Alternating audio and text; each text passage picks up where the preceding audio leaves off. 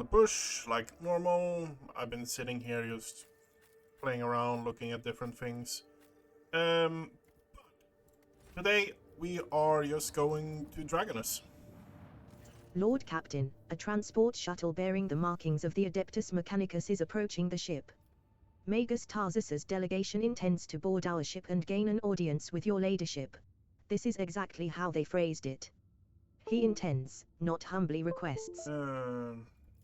Many of my tech comrades neglect diplomacy when interacting with the laity. It is regrettable. Okay. Receive the delegation. There may indeed be be here on important business. It will be done. Requesting permission to be present at the audience granted to my tech comrades. Yep.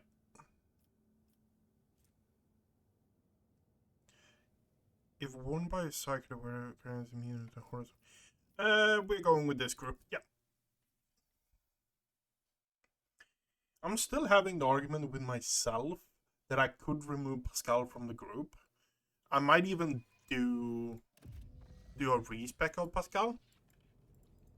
Know your duty. I might even do that. I don't know. A group dressed in the crimson of the priesthood of Mars walks toward you. Their gazes are fixed on Pasquale. You note that the group is not monolithic.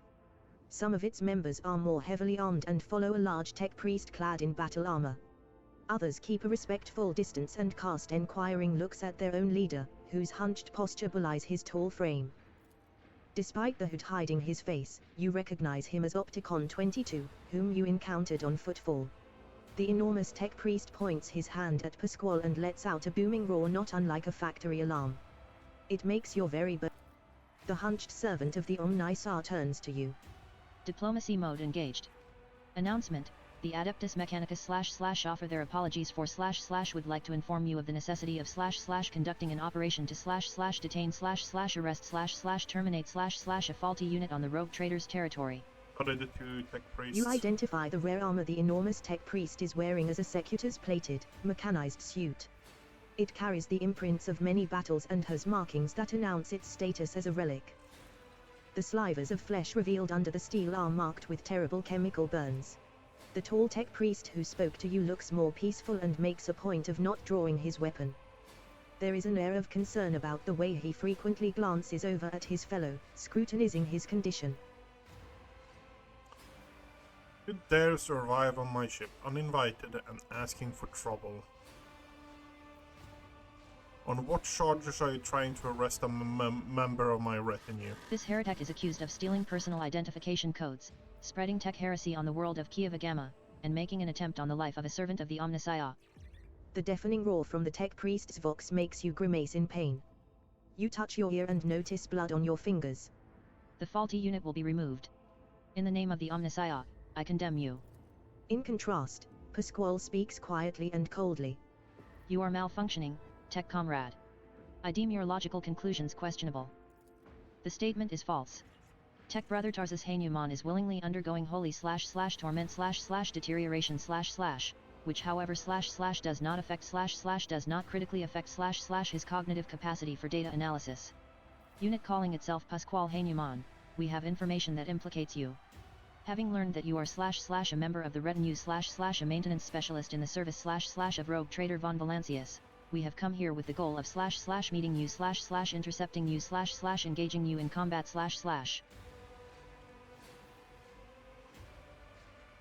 Wait a minute, does this fellow have to roar? Negative. Upon completing his sanctification procedure, Tech Brother Tarsus / vowed / modified his engrammatic obmitics algorithms in order / never to / desecrate / sully / tarnish / his / mouth / box / The servo skulls screech. Mine is a pure and binary tongue that preserves only what is true and shuns scrap data.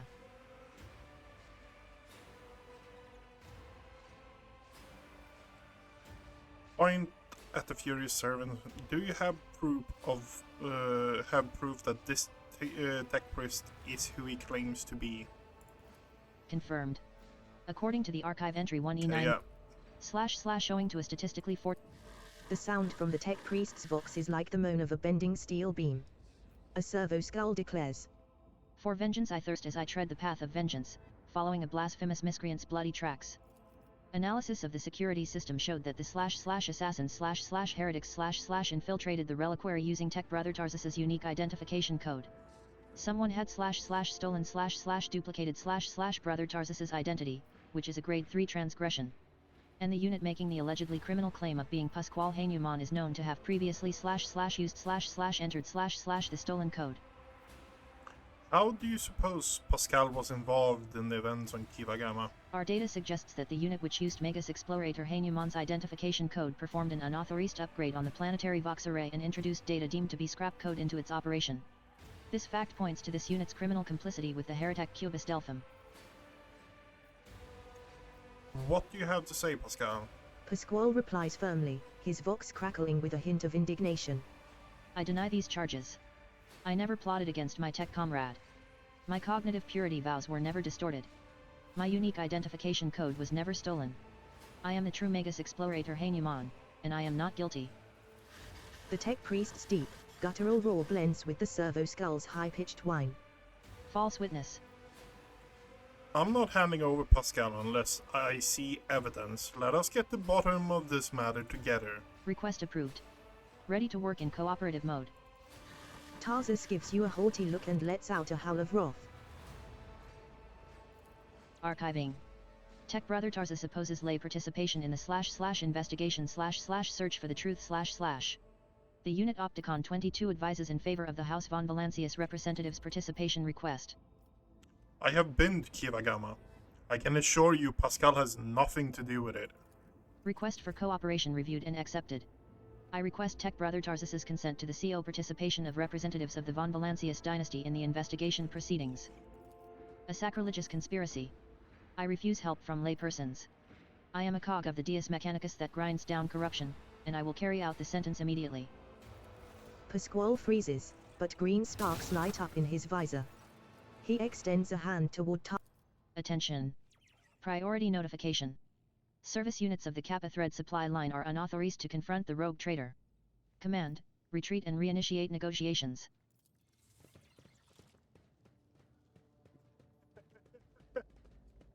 Grovel before the faithful!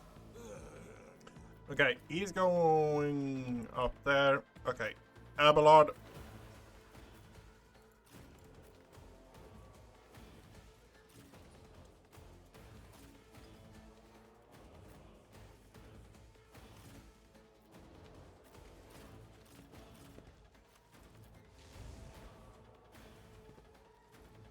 Oh, my ears are ringing.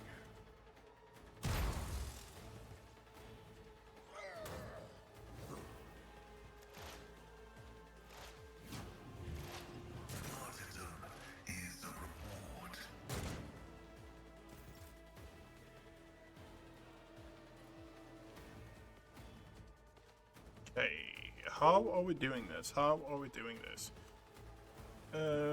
Let's do this first. Be the fire in my heart! As the Emperor commands, I act. I'll do it. You, my Emperor! That works.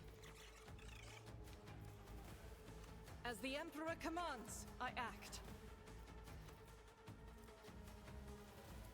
Doubt is for the weak. My headset is just being weird. Indeed.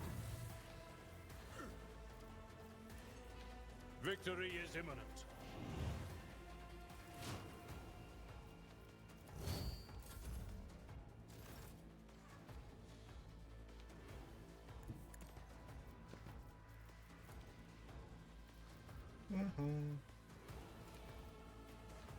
Rejoice in service. Your defiance is futile.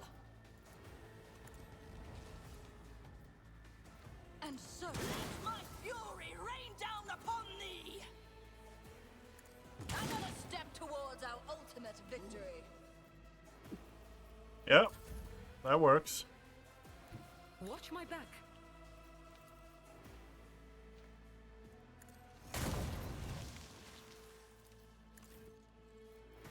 do it.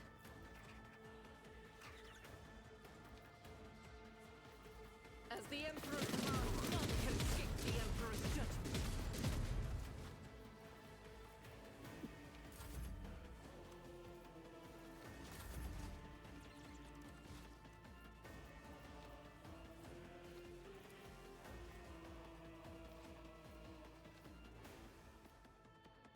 Let's see to it.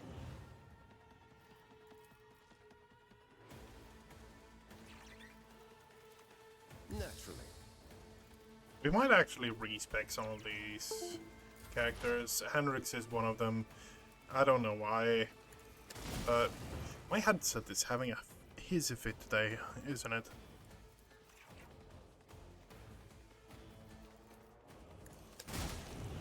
Ouch. Integrity factor increased. I will bathe this battlefield in righteous fury. In thy light I stand, and thy light I crave. I'll do it. Doubt is for the weak, strife is a prayer. Rejoice in battle! I will do my duty.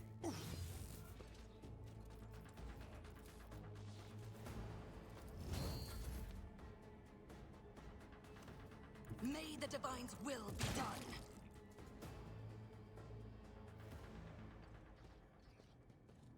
Welcome back, Opticon 20. Requesting cessation of hostilities. Point at Tarzan. Help your brother. The unit that called itself Tarsus Hanuman / is... After a pause, Pasquale bores his head, and a binary requiem pours out of his vox. Despite his misconceptions, he was a servant of the Omnissiah. Why is it doing this? I'm sorry that you had to kill your comrade. I also / regret / The Adeptus Mechanicus still accused the unit identifying itself as Pasquale Hanuman of criminal theft of a unique identification code. Unlike Tech Brother Tarsus, I am not authorized to immediately There are no apostates among us. The piercing voice from the vox synth is more overwhelming than Tarsus's thunderous roar. Tech Brother Tarsus and the machine spirit that lived in his battle harness succumbed to the suffering that beset them. Their judge... As astonished tech priests look on, Pasquale leans over the slain man's body and extracts the orb. With each word, Pasquale's voice grows more powerful and majestic. You saw the agony your Tech Brother Tarsus was in. His unbridled, pain-spurred faith intimidated you, yet you were silent. Reverence stopped you from raising your voices. The imperative of reverence had paralyzed your will. There is a clang as Opticon 20. The radiant light pouring out of Pasquale's visor grows dimmer. Static creeps back into his voice. Let the cycle be discontinued, Tech comrades. What just happened? Pasquale's vox synth crackles somewhat tentatively.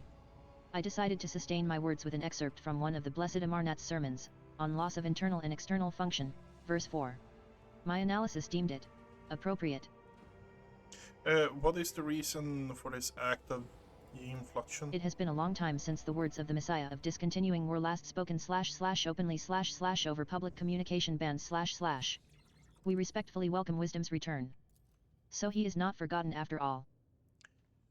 Messiah of discontinued.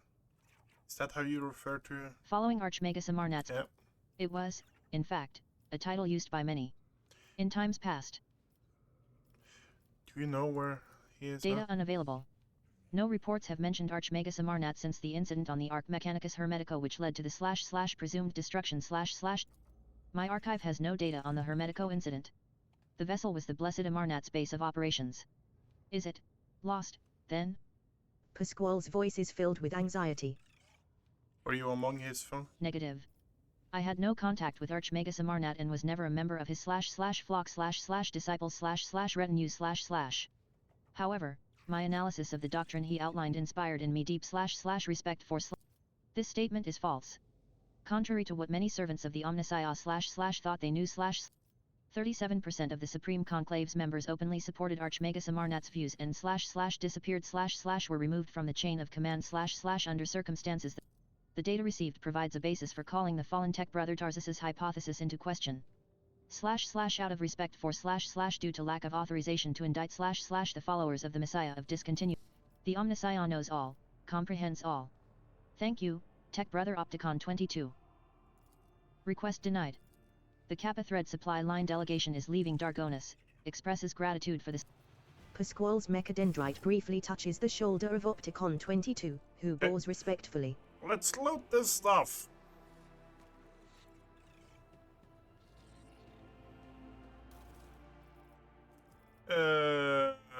Reject flash, power sword.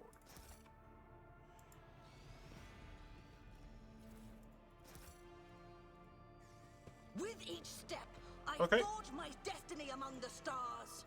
And let's... okay, we can't go out there. Okay.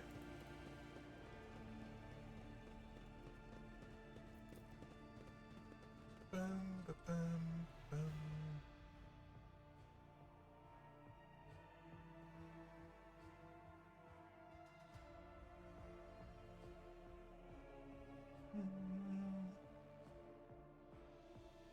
We're landing on Dragonus then, I assume.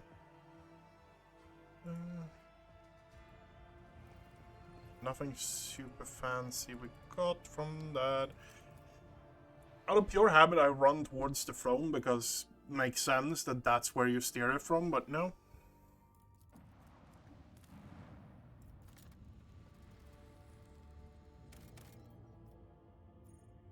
Nope, we're going here.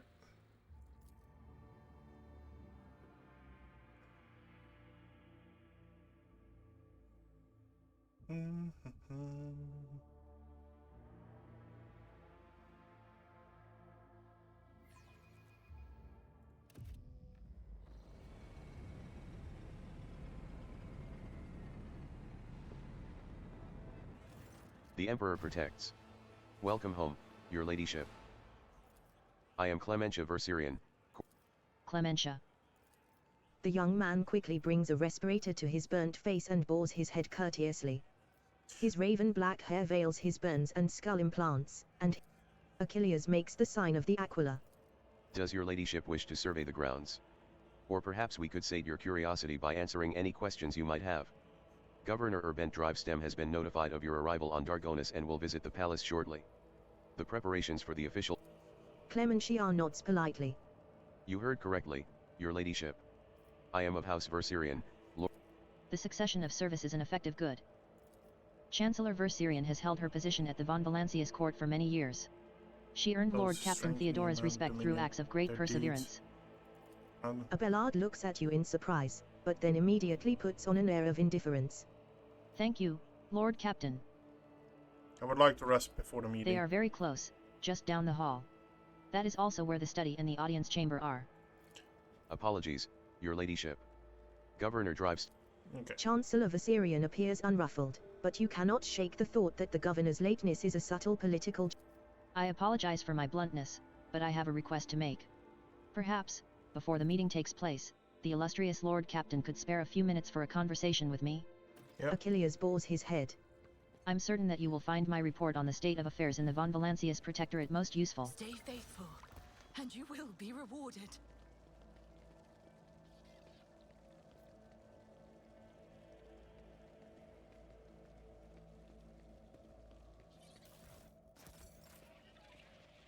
We also have... Unlock. It's done. We also have... An ancient cogitator linked to the palace's system networks. we also have the trial we need to do before anything else on.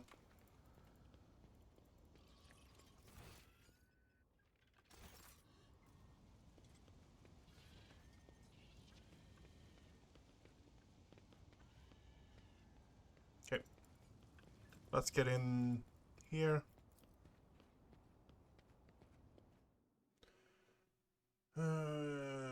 Coronation, crown, trial, crown, and just a fuck ton more exploration before we are done with this act.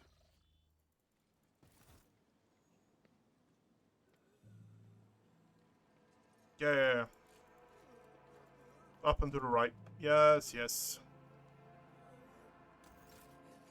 But first...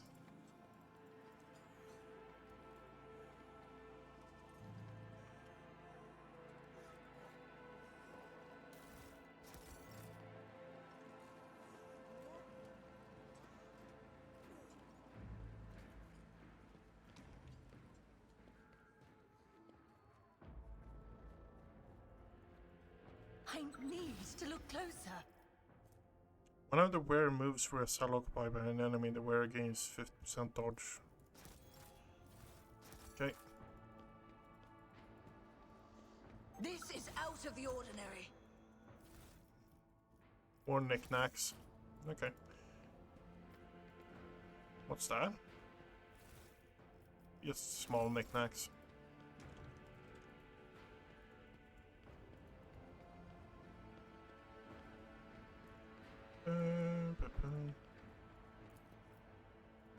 Unlocked.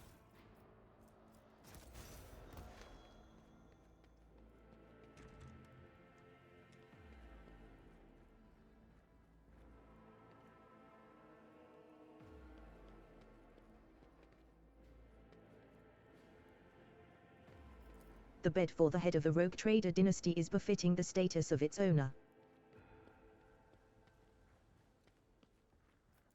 There is a faint mark on the polished mantelpiece, which was likely left by a glass. Okay. I'm still a bit miffed off at the fact that we can't actually make use out of... Unlocked. we can't actually make use out of the hidden quests. If you know, you know. The hidden caches pretty much are not accessible for us right now, which is a bit annoying. What a blessing to see you in good health, your ladyship. You actually want to talk A about finely dressed man greets you with an incredibly lustrous. Judging by his expensive attire and ostentatious My collection will... There is a certain captain who owns a unique protocol, a family heirloom, which he has refused to sell to me. His ship is called the Renegade's Fall. Perhaps you can chart a path to his hoarded treasure. I will send you the coordinates of the place where we last met. his polished jaw shining, lustrous. With a... Judging by Aquila's displeased look, the bird's fondness for her own... You are exceptionally observant. But this... Lasrius touches his jaw implant, his pride evident. Okay.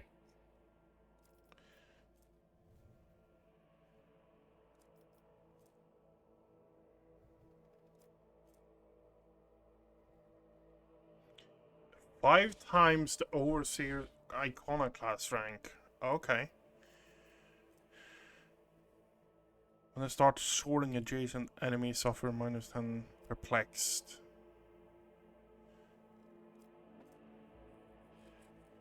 Whenever the ability exploitation through the server. If the Overseer has a dogmatic adherence, once the server calls 5 abilities in the total, they immediately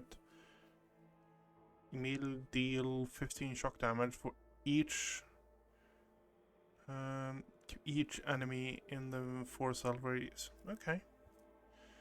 Strength, 100% more damage.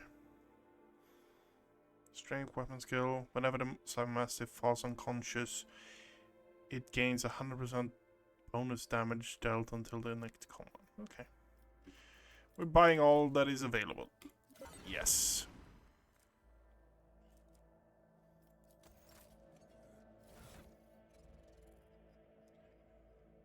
Whim.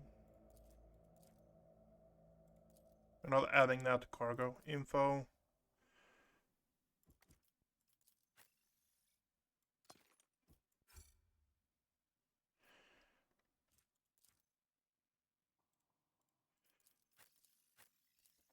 Okay.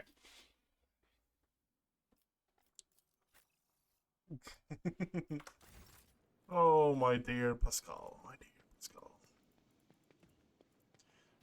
Your ladyship. Clementia bores her head politely. The sharp gaze, the impeccable straight back, the composure. For a moment, you feel like you're looking at a younger version of Abelard himself, not his heir. Judging by the scars on the exposed parts of her body, Clementia saw her fair share of combat prior to assuming the position of Chancellor. Certainly, your ladyship. However, her thin lips twist slightly. I do not concern myself with the governor's feelings, but I must warn... The slender figure. Achilles. Heinrich. So it does. Achilles thumps himself on the chest with his...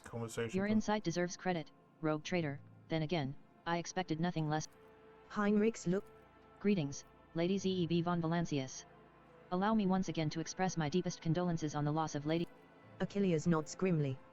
Word of his treason reached Dargonus too late. Kunrad came to the planet and left it almost immediately, once he had sown discord in the minds of the gullible and naive.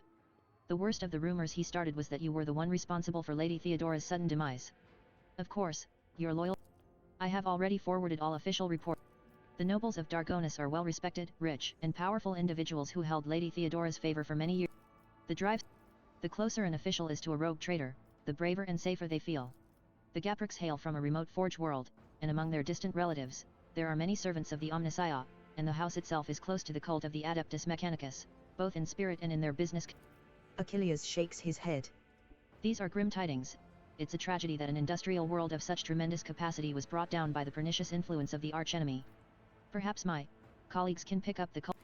Religious and hard-working, the Sourbacks own many enterprises, including distillation manufactorums that produce promethium. I must note that lately members of the Sourback family have been prone to overly liberal statements about the von Valancius dynasty. The Worsrians are a line founded by Lady Theodora's seneschal and as such are nominally considered nobility, at least. Achilles shrugs. You are, naturally. I would hold off on. There was. The last few months have been difficult for the people who report to me, my eyes and ears scattered throughout the. Achilles looks you in the eye without blinking. It is within my power to supply you with intelligence on where and. Achilles bows. According to the message I received a few minutes ago. Your Ladyship, Governor Drivestem is waiting in the audience hall. I advise you to respond to his lateness in kind, that way you can let Urbent know that his behavior has not gone unremarked. But I would not delay too long. Clementia bows before leaving. Zeb von Valancius, 20th in her line, rogue traitor, keeper of the sacred warrant, and ruler of the Coronis expands from the Cranich system to the 100 Dreams crossroads, I bid you welcome. Urbent Drivestem, governor of this great world. First and foremost, please accept my deepest condolences. It will be difficult to recover from the loss of a woman as great as. The governor glances at Kibella anxiously, then immediately averts his gaze. Then he looks at her again, but when Kibella lets out a grim chuckle and stretches her lips daubed in fresh blood into a petrifying grin, the governor turns away from her sharply, all but squealing in fear.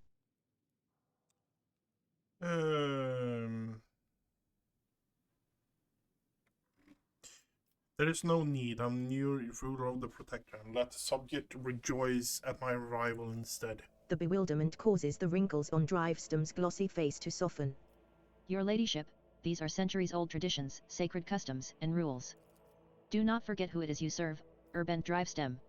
If it is the rogue traitors wish not to have a mourning ceremony. Abelard's voice grates unpleasantly. Then, perhaps the parvenu installed by Lady Theodora cares not for the sacred traditions of our founding ancestors. The governor gives a meaningful nod in Abelard's direction. But Zeb von Valancius is a descendant of the true children of Dargonus. It behoves the ruler of a world to honor its customs. I do honor the traditions, Governor. Later, when things in my protectorate has settled down, we will declare a period of mourning. As you will, your Ladyship. Drivestem bows his head. Esteemed Zeb, Lady Theodora was a strong leader, and we ought to follow her example. Let us lean on our wisdom and persevere in spite of this tragedy. Together. And let us carry on where she no longer can by leading the von Valancius protectorate to even greater prosperity. Alas, it won't be an easy task to accomplish. Some time ago, the astropaths of Dargonus flew into a rage, and they had to be subdued. We are gradually restoring our ability to speak with neighboring worlds, but the contacts are still weak, and the routes are tangled and no longer lead to the systems that the captains expect them to. Given that the vast majority of ships in the Dargonus Navy travel without relying on the services of navigators, without your engagement, the well-being of the von Valancius dynasty and billions of its subjects is presently at risk. We met a ship from Dragonos not too long ago. The crew was transporting a strange artifact and went mad during flying. This is a truly regrettable bit of news. What's more, leaving Dargonus. We will investigate this at once. The governor presses a number of buttons on the cogitator built into his bracer and looks up at you in surprise. I don't understand. The ship did indeed depart from orbit, but it did so, if you can believe it, on the road. Lord Captain, it would seem that Kunrad somehow got his hands on a copy of your authorization, or perhaps even the original. A tool like that in the hands of a traitor does not bode well. Kunra was the former master of wizards, is a heretic and a traitor. He has shown his face on Dragonus. The governor pensively strokes the rings glittering on his fingers. Lord Voigtver visited the capital some time ago, but he did not request a personal meeting. A heretic, you say? Now I see where all the whispering in the corridors has come from. I shall be frank with you, your ladyship. Lady Theodora's sudden death was a blow to every one of us, and the absence of any sort of verifiable and complete information about her successor gives grounds for all manner of rumors and misinterpretations, especially if someone is deliberately inciting unrest and discontent. Naturally, none would dare challenge you by accusing you of something as sacrilegious as murdering a rogue traitor. However, Kunrad Voigtver was once a true boon to the Protectorate back in the day, and as such, some might heed his words. Yeah, no, we're not murdering everything. My subjects' doubt are understandable. Too many things change in a short span of time. Why, Zeb, your desire is most commendable, but please do not forget, a ruler should never bow to their attendants, or some might see it as a show of weakness. What exactly do the Dragonus nobility expect from me in the light of the loss of the communication? We are all troubled by the fate of the agri-world Janus that supplied Dargonus and other planets with foodstuffs. Empty stomachs can drive even the mildest rabble to revolt. Furthermore, House Gapric is perturbed by the loss of communication with the industrial world Kiavagama, which is in their charge. But if you wish to know my opinion, the world that deserves your attention the most is the penal world Veebos 6, one of the key mining suppliers in your protectorate. Such intriguing concern for Veebos, does your house happen to own the extraction station there? Drivestum's beady eyes widen in fear. Your ladyship, I beg of you, do not interpret my words as an attempt to influence your decisions in any way. You see, without Veebos 6, the manufacturers on your worlds will need to make haste to find new suppliers elsewhere and arrange for new shipments, and in these troubling times, they run the risk of delays and other most tragic mishaps. Yeah. My only concern is for the prosperity of the von Valancius dynasty. I've already been to Kivagam, and the industrial world has overtaken by the cult of chaos worshippers. Drivestum pauses, mulling over the gravity of your words. Such woeful tidings, your ladyship. I assume that House Gapric is in for an official investigation? If I may remind you, they have particularly close ties to the Adeptus Mechanicus and serve as patrons of Kiavagama.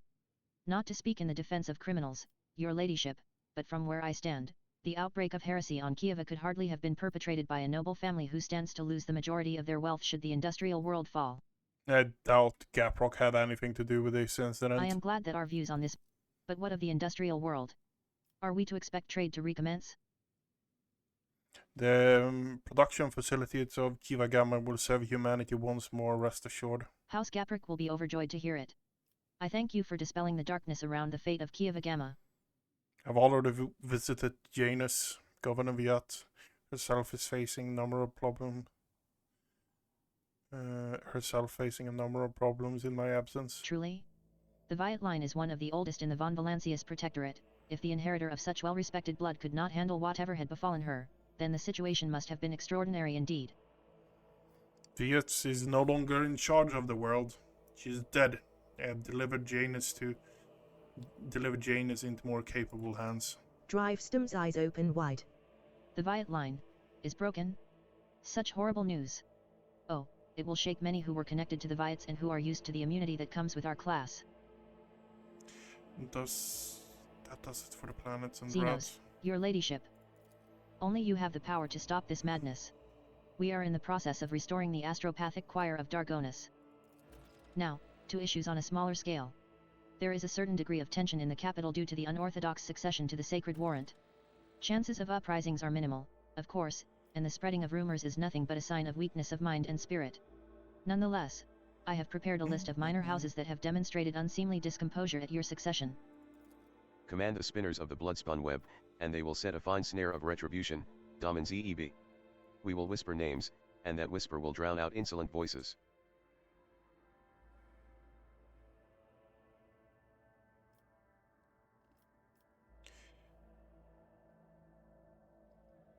Eliminate the most prominent malcontent quietly. Do not threaten their entire family. Hopefully these steps are enough to keep the rest from causing more trouble. Once your ladyship's wrath descends upon the guilty, have no doubt, there... And one last thing, your ladyship. Your inauguration as bearer of the sacred warrant is but a matter of time, and I would like to inquire about one crucial detail. I imagine you are intending to uphold the centuries-old tradition, bolstered by an equally long-lasting friendship, of being represented on Dargonis by one of the noble houses. I presume that, as before, this duty will be accorded to House Drive Stem.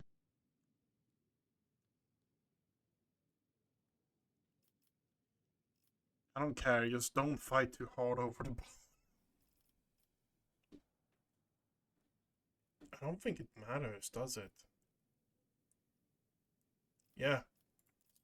The governor hurriedly lowers his head in an obliging bow, but you catch a glimpse of the grimace on his face. He is clearly displeased by your words. In that case, I think it's appropriate not to change the established order of things. You will be represented by the Governor House of Drive Stem.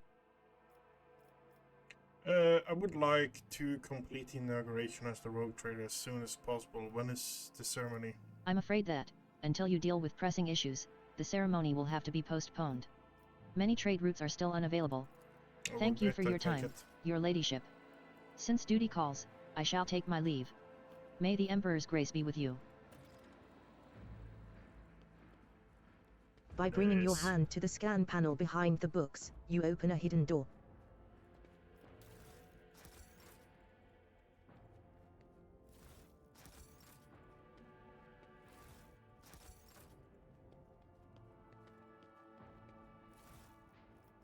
Why isn't this place filled with weapons?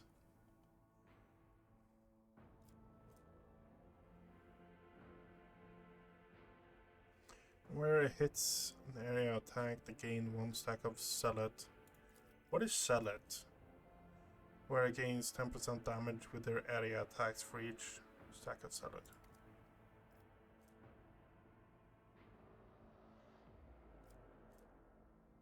Wait a second.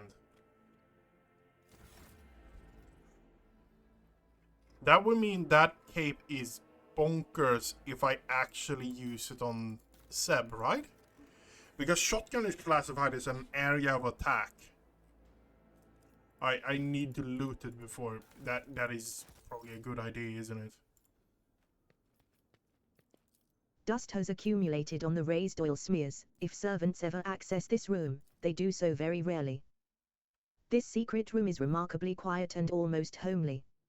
Perhaps your predecessor used it. 3 sealed bottles sit on the sturdy-looking low table. They are labeled Grand Master's Blood, Boon of Terror, and Flame of Purity.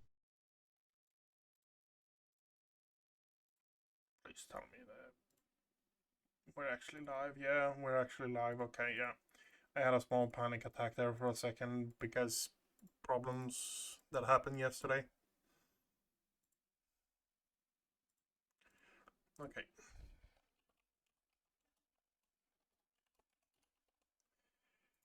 Caches.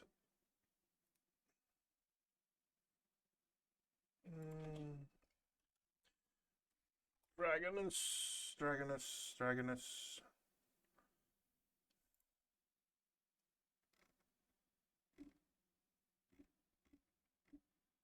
Speak there.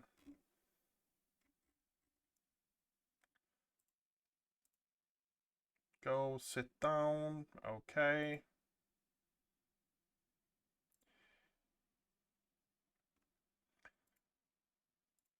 Go sit down. Take a flame of purity. The wine fills the glass, glittering in the dim light of the room like liquid gold.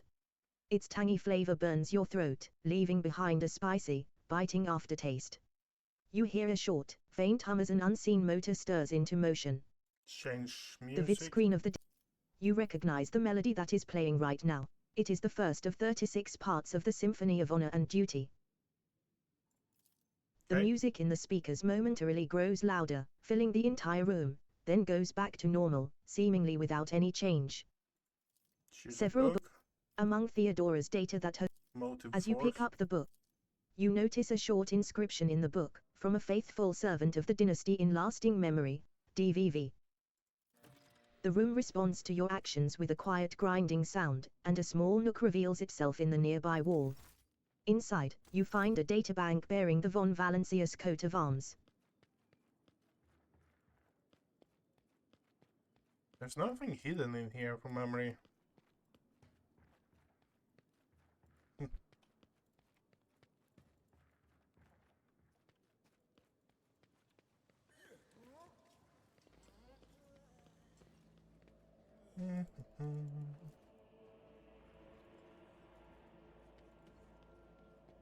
Your ladyship? Clementia looks away from her data slate. I hope your stay on Dargonis will be beneficial to your physical and mental state. I understand that the heir to a protectorate must have her hands full, but one shouldn't forget about rest.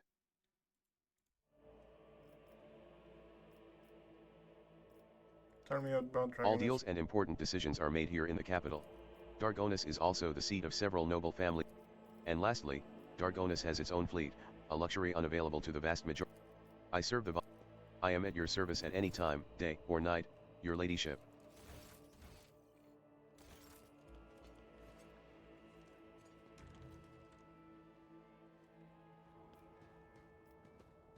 To the Void Bridge.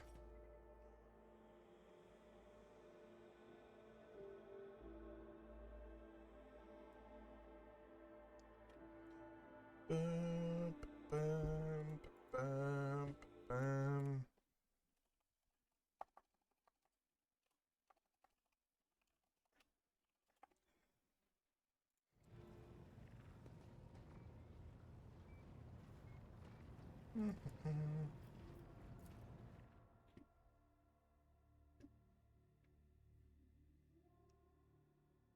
Terrible news from Dargonis, Lord Captain. A subsidiary Hive City, Scipion 84 to 249, has been destroyed in a series of cascading failures. Production has halted, and millions of people have broken their vows of obedience and are fleeing. Many of them are perishing in the wastelands and overloading the transport lines leading to neighboring hives. The surrounding residential sectors are becoming increasingly agitated by the influx of refugees. What is your directive regarding the distribution of these refugees? What caused it? It is still unclear. The noble houses are casting blame on one another. What do my advisors The death of say? Achilles' agents troubles me. It may not be a... The Emperor bids us to... The noble houses are trying to wash their hands of this. How predictable. And yet, it is their duty to see to it that the planet meets its tithe obligation and brings glory and revenue to the treasury in your absence. Let the aristocrats see to the refugees and not stop until every last one of them has been put to work.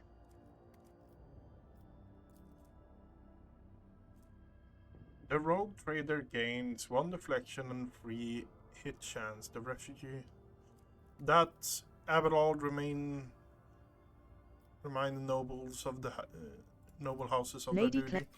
The hives that have accepted Dargonis's nobles took no pleasure in distributing the refugees. From Some of them have found their way into the personal service of the nobles, thankful to receive a new tribar and a mat to rest on for 4 hours between shifts.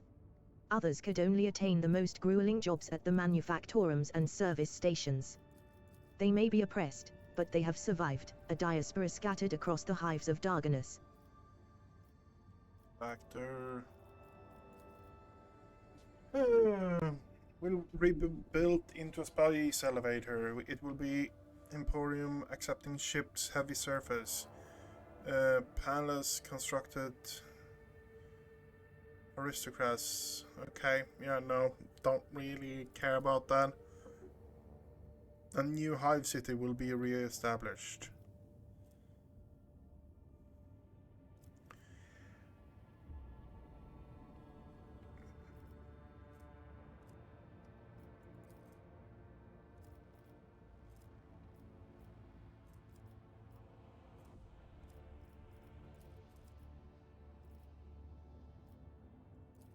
I'm going to do this. I'm going to save. Yeah, we kind of need that, people.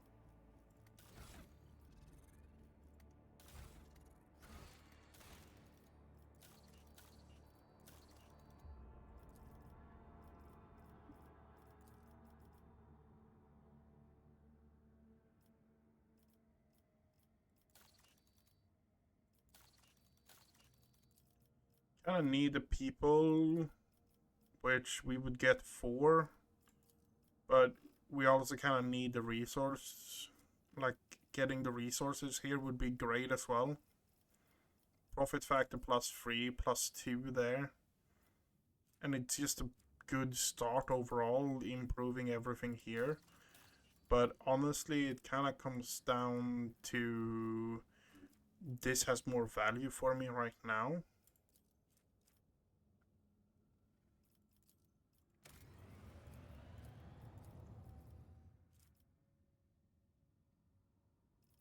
Six times people.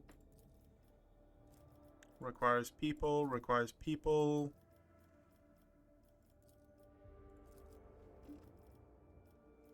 Requires people.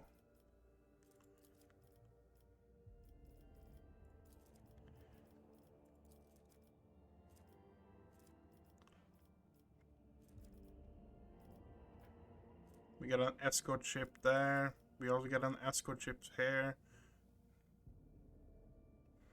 Armed frigate. Pirate frigate. Might go navy there, honestly. I don't know.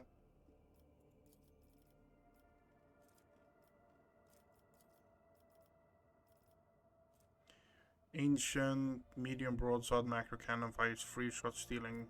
Okay. Profit factory, security. All allies gain 5+ melee damage and 20 damage to their attacks of opportunity. We don't really do attacks of opportunity. That sword is not really fantastic for us. So I think it's going to be the guild, honestly.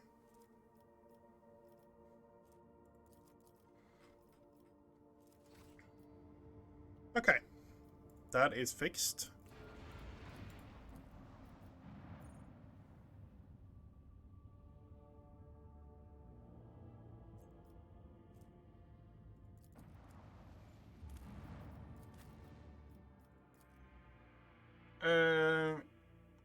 The Arbides wants to meet. And that is someone in here that I need to talk to do the Arbides thing. And it might be Solomon, actually. So...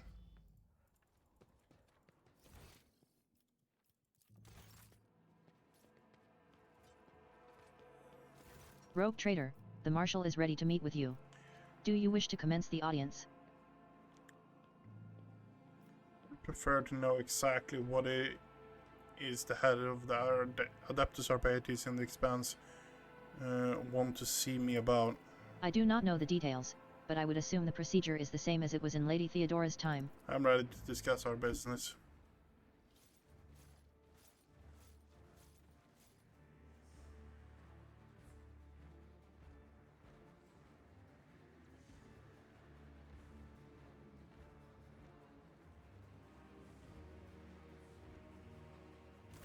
Two markedly distinct figures approach your throne. Marching in front is a man clad in Adeptus Arbit's armor. He carries his helmet in the crook of his arm, but his stern facade serves him as well as any visor could. He bows to you sharply. Marshal Strix of the Adeptus Arbits. An old woman walks in the marshal's shadow, her body fitted with dozens of scribing implants and magnifying instruments. If not for her eyes, quick and inquisitive behind a giant pair of ocular lenses, you might have mistaken her for an exotic servitor. The woman bows. Rogue Trader Zeb von Valancius. I, Prefect Inscribia Volter, greet you on behalf of the Adeptus Administratum. I will now begin the due procedure of official address to the ruler of Dargonus as formalized by Amendment 4N/10 to Law SK 941. May your name be wreathed in glory for centuries to come, may your fortunes ever proliferate, may the God Emperor bestow upon you a duty worthy of... The prefect resumes her elaborate formula. You notice a few poorly concealed yawns and frenzied blinking among the crowd. The speech drags on for another 5 minutes, but you pass this test of fortitude honorably. At last, the prefect's address comes to an end. I don't recall seeing. What is your purpose for your visit? The marshal leans forward. His voice is low, and when he speaks, it feels as though the marble tiles of the palace had begun to vibrate. The Adeptus Arbits delegation has arrived to greet Lady Theodora's successor and to see to the extension of our decades-long arrangement. If I may continue for you. The prefect steps forward, dragging her feet slightly. As per the decree of Theodora von Valancius Ord 037/N, the representatives of the Adeptus Administratum and the Adeptus Arbits are sanctioned to use the Palace of Justice, oversee tithe collection in the Protectorate, and review any and all cases of tithe avoidance, tithe exceedance, or other irregularities. These rights have been formalized in numerous pacts and statutes under the main decree. Considering your new position, you may have yet to acquaint yourself with all these documents. You are the successor to Lady Theodora, whose alliance with our two sacred organizations forever glorified her as a rogue traitor closely tied to the executors of Holy Terra's will.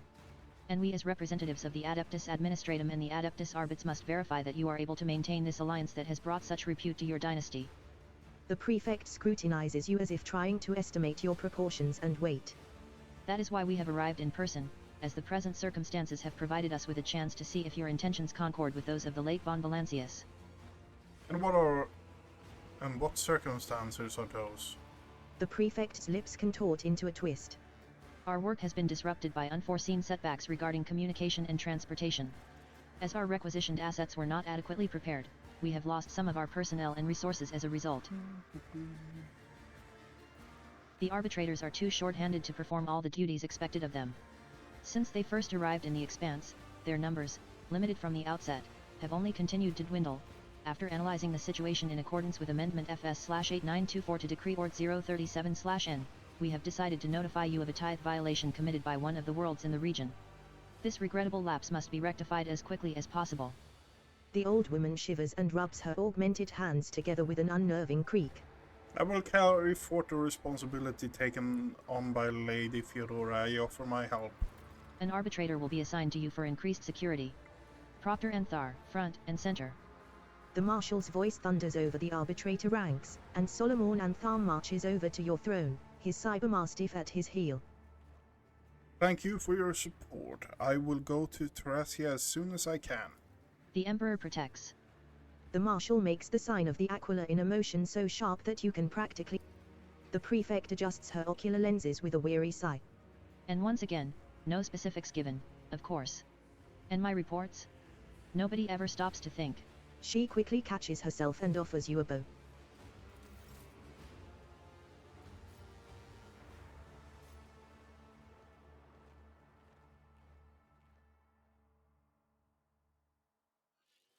Okay. That means that's fixed. It's Jay's quest. We have left.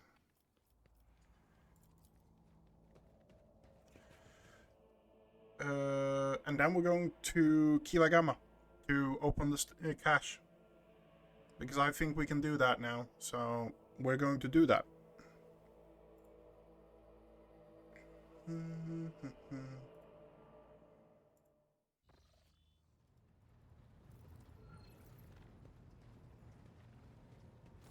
The high factotum Janris Danroke greets you with a cool smile and the merest hint of a bow. No, we actually went up in reputation.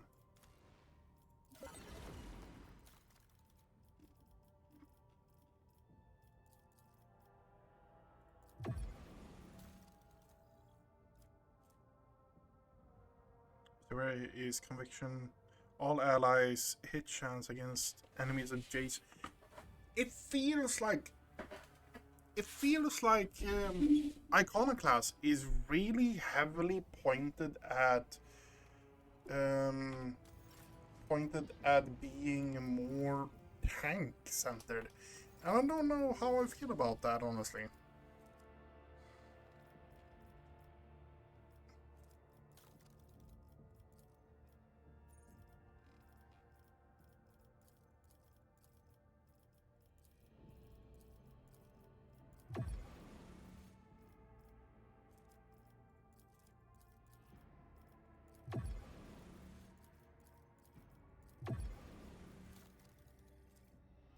We're already at rank 3 and to be fair, it's 0. I think we already have a pair of those. You get a pair of those from... It's some event you get them from? Oh yes, it's the ship. It's the ship that's broken down. There you get them from.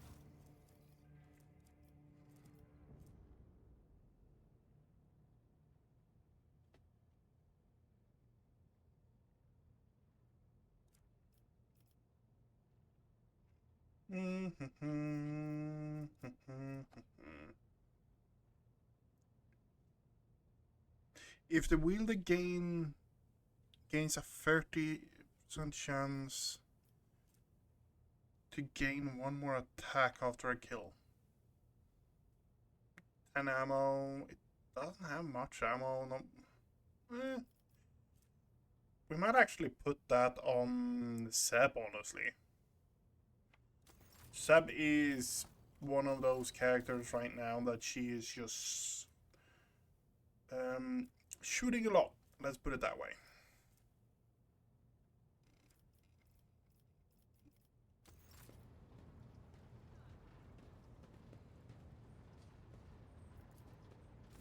The Tech Priest by the Cogitate. With reverent trepidation. The Tech Priest extracts the data slate from the Cogitator and gives it to you. The machine spirit has revealed the contents of the encrypted data, and I hereby pass it to you. The databank decryption. Strings of numerical / input, unpacked.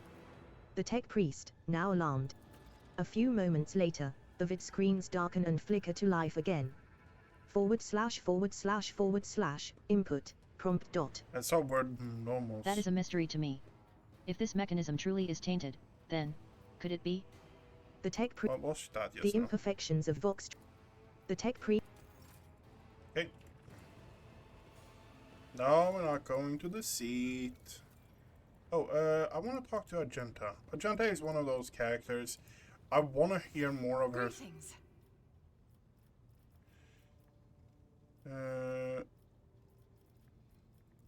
Gladly. It is. Even the eat wearing. One. None that. I want to do her main quest. But I don't know where to do her main quest.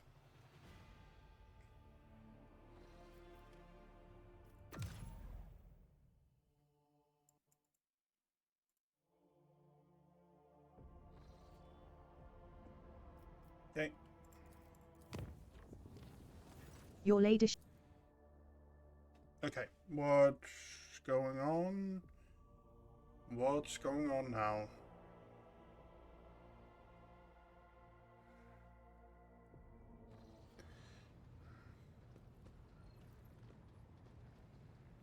Your ladyship, I must report systematic and flagrant attacks on the dynasty's coffers perpetrated by your companion Mistress Hadery.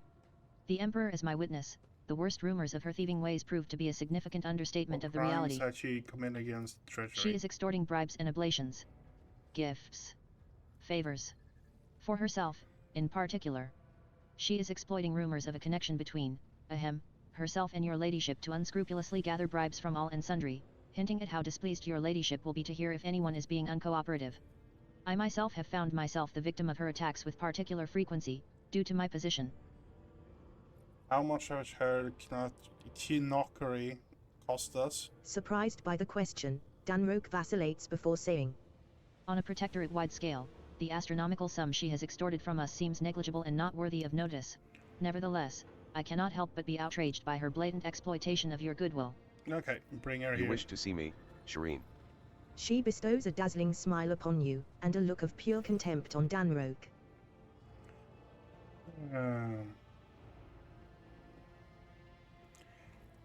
I have been informed that you have been soliciting bribes. Bribes. What Ashmag besmirched their worm-eaten lips with such a scurrilous lie? Actually, don't tell me, I don't even want to hear their blackened name. I have never demanded bribes from any of your vassals. But I have willingly accepted the gifts they have offered. Is that a crime? Mistress Hadery is quibbling over semantics. She may not demand anything directly, but she drops heavy hints. Perhaps this isn't about hints but the habits of a rotten, venal soul accustomed to doling out bribes left and right and thereby draining the dynasty's treasury. I'd be curious to know, Danrook, how much of the Von Valencia's fortune you have squandered by handing out bribes to people who did not ask for them. Why do you need such gifts? Do you not receive enough for working with me? I am a businesswoman, Shireen. I extract profit from everything, it's in my nature. When a desert lion catches the scent of blood, he will eat even if his belly is full. For who knows when the next feast will come. And besides, what girl doesn't like receiving gifts? Jay lowers her abashed gaze to the floor. My factotum is worried that you are exploiting your privileged position. The high factotum should try to worry less, it's not good for the slanderous little heart that pumps blood around his ungrateful carcass. But I am surprised he was not worried before, when he showered me with generous gifts the moment I arrived on board. Of course, I will not accuse him of trying to buy my favor. The factotum's face changes color to match his jacket, whose collar suddenly appears to be digging. However, the source of these blessings dried up as soon as he learned of our connection, Shireen. I considered it profoundly wrong that our affection should have had such an unhappy effect on my material well-being. Therefore, I took it upon myself to remind the high factotum of his previous largesse. Generous henceforth you will furnish. What the fuck is that word? 2. Generous, henceforth you will furnish Jay with whatever she desires. Furnish? Is that clear? Yeah. The high factotum lets out an incoherent burble, sweeps into a deep bow, and hastily beats a retreat. With a vicious smile, Jay remarks in his wake. Who would ever trust the word of a man who douses himself in perfume to cover up his body odor? Everyone knows that that is a sure sign of a soul prone to deceit.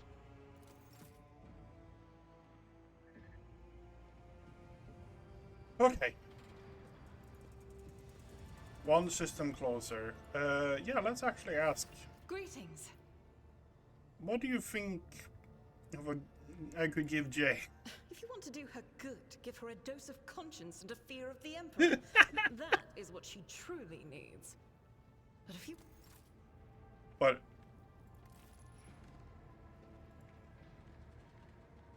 give her some expensive jewelry and a shiny, such as the barbel wielding magic power over hearts like her.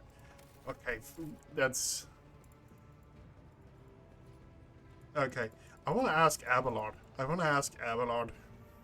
Because that feels. Lord Captain, Seneschal, what gift would you give a girl you liked? I used to give Genusian lilies to the girl I liked, but the species long since extinct. Now it lives only in my memory. No. Ask someone else, your ladyship. I am too old to remember how to charm young ladies. Lord Captain. Oh, that is just sad. Lord Captain. The master at arms snaps to attention, ready to carry out your order. Proud to serve the dynasty.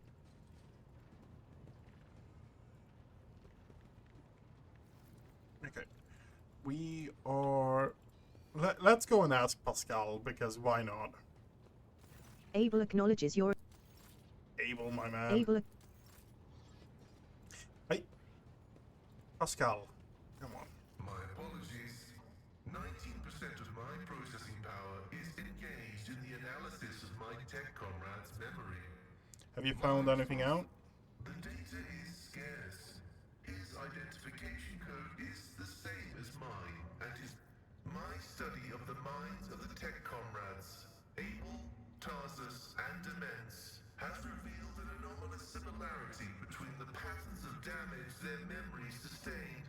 Yeah. What I attributed to cognitive idiosyncrasies, synaptic damage, and the distortive action of scrap code may be the result of a different kind of influence. The undecryptable data fragments in their memory arrays are mysteriously symmetrical. He gave off an impression of a paranoid madman. Notwithstanding his permanent state of agony, he was not cognitively dysfunctional.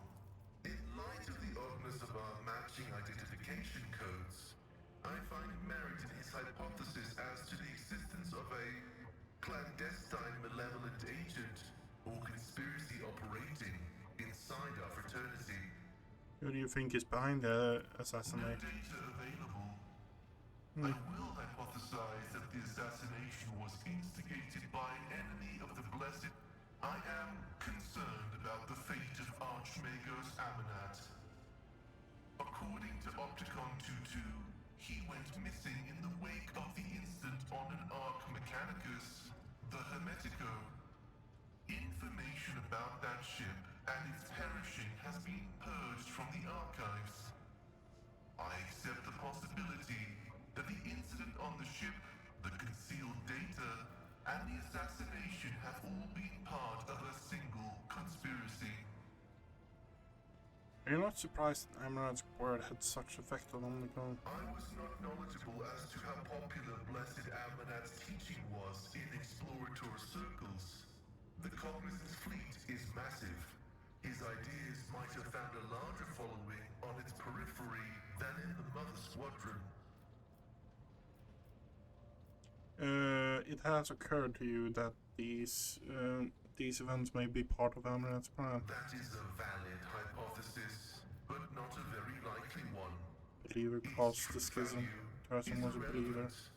If turned into a zealot, faith can be dangerous. Of establishing the fate of Archmagus Amanat. Of course, faith is dangerous. Faith is the prerogative of the spirit, and a spiritless mind is an enemy of all existence. Without faith, there is no meaning in anything. The form of prohibitions established by unknown elders. The form of an audacious violation of those prohibitions. The form of following dogma, or of schism. The form of following the cycle, or of discontinuing the cycle. In a system with two courses of action, schism is inevitable. And only one of these paths will be true, as truth is discreetly separate from untruth. I prefer believing in myself and my own ability to decide independently what's right. Comprehension is the true path to knowledge, and comprehension can only be attained individually, not taken for granted. Your path commands respect. Pasquale's voice takes on a thoughtful tone, and its otherworldly might. I will continue my research into the Blessed Martyr's memory with all due reverence. I doubt I have any expertise, but what gift do you think Jay... Given the high status of the unit von Valancius and her services rendered to the Adeptus Mechanicus, perhaps a request for special leniency for the unit Jihadari, the sentence of oblivion without servitorization that is stipulated for her crimes, may instead be commuted to immediate redemptive servitude in perpetuus. Then, hypothetically, in time she would be able to compensate for a small portion of the sacrileges she has committed against the... That's so good. We turn her into a servitor so she can repent. Okay, before I get sidetracked, Dragonus, Kiva Gamma... We're going for Kiva Gamma cash. That is main goal right now. Spoils of Prudence. Oh, yeah, the quest we got from the...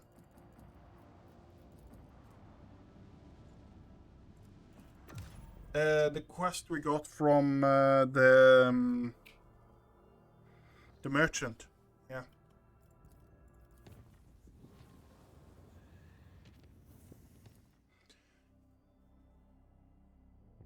We have the trial as well. I want to get the trial over with as well.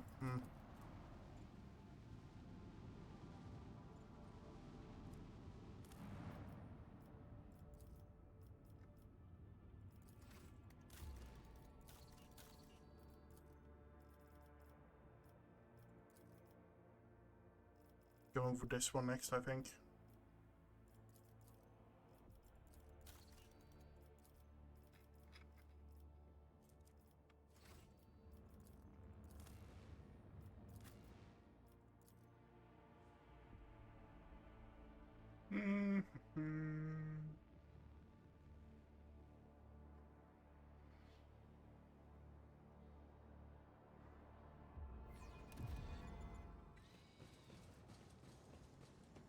We are bound by the blood of martyrs.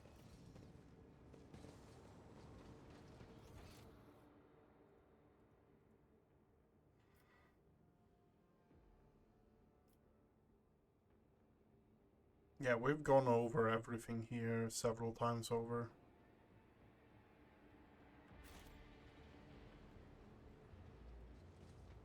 Can we open it? Should be able to. The cyberguard is asking for access codes you do not have. What? Okay.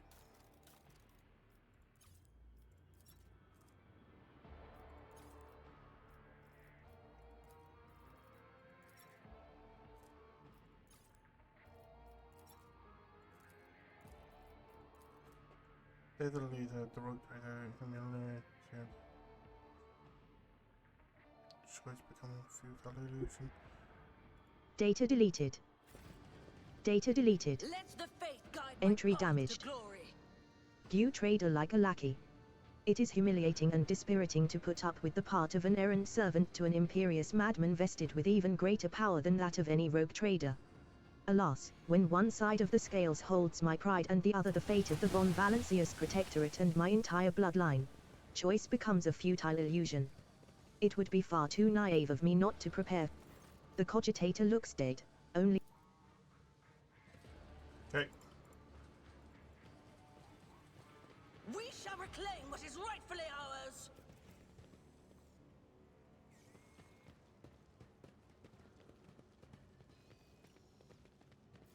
The car is filled with refuse, broken pieces of spare parts, chopped up lumps of flesh, bits of wire, and other rubbish. Okay. Guess we're going out here. We can't do that still. What is...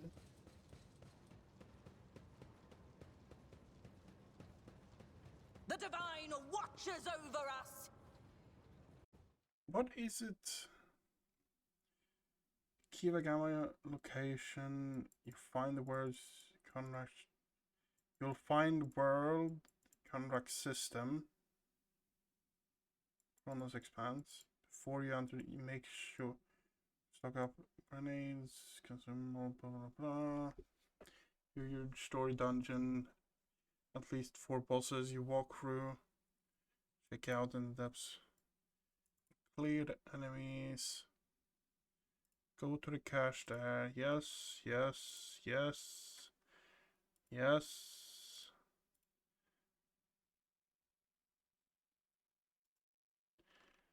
Request Fiora's data.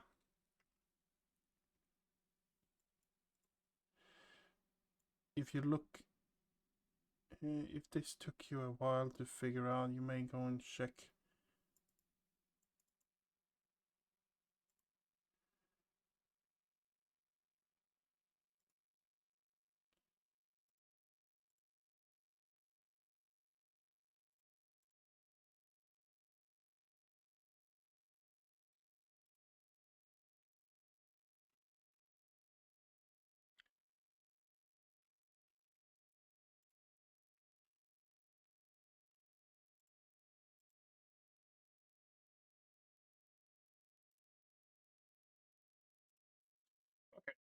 So it seems that Know your duty. we can't really get access to the cache right now, which is annoying.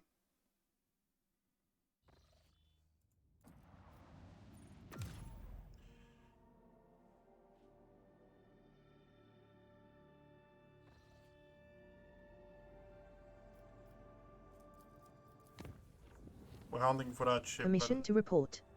Your proctor has arrested my voidsman and is demanding his execution. A repeat offender, he says. Please do something, Lord Cap'n. Who is the Voidsman? He's one of mine. Not as big of an idiot as the rest of the idlers. He understands the control systems, he can make sense of the readouts. Him, a repeat offender. Bring the detained man to me. Consider it done. Okay, so Solomon, we did more stuff, so now more event triggers. We didn't really need to do the trial, don't we? Yeah.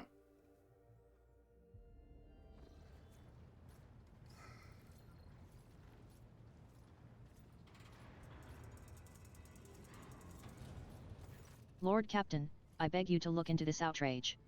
This cyber horror nearly chewed up my assistants, and one of them's been left without 2 of his fingers.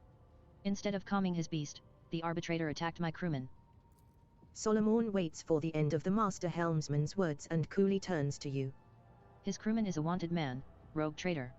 He is accused of subverting sacred tithe shipments, smuggling, kidnapping the Imperium's subjects, and bribing officials. Were we not on your flagship, I would have executed the heretic on the spot, but here, you are the authority, and you are the court. Solomon, why are you so certain that this is the man you're seeking? Because I was personally involved in tracking down and purging the shadows of the Abyss crime syndicate to which the perpetrator belongs. The case was in Calixis, on the world of Helvica Prime, but for arbitrators, time and distance do not mitigate guilt. The man before you is the former captain of a smuggling ship owned by the syndicate. Check the heretic's left arm. Every syndicate member had a distinctive implant by which they recognized each other. It was that implant's signature that Glado picked up on during his patrols. How did the criminal from Calixis find his way onto my ship? He was among the servants sent to you by Governor Medina. Raver, did you know about this? If I went sticking my beak into the pasts of every one of the hundreds of people in the crew, I wouldn't have time to steer your ship.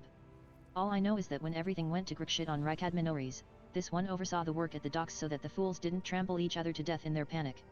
And later he ran into a friend at the port on footfall, and they found us some parts within a day. He's even got arms growing out of the right places. He might make it to junior helmsman, if he keeps it up. Akius, do you have anything to say? The long-haired voidsman flinches when you address him.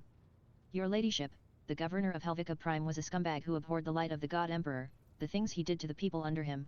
We only survived by stealing from him, or else we'd have ended up in a corpse pit, like 1 in 4 did after a distribution station accident. But once I'd got out of there, that was it, I was out of that business for good. And when I found myself in your service, I realized that it was a gift of fate, and I'd be a fool if I didn't repay such good fortune with my wholehearted toil. I have made my decision. I await your orders. The master helmsman shoots a look of naked dislike at Solomon.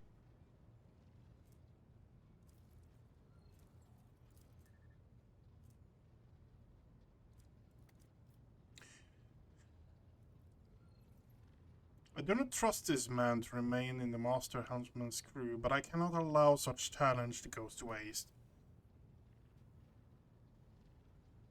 Hand him over the factotum.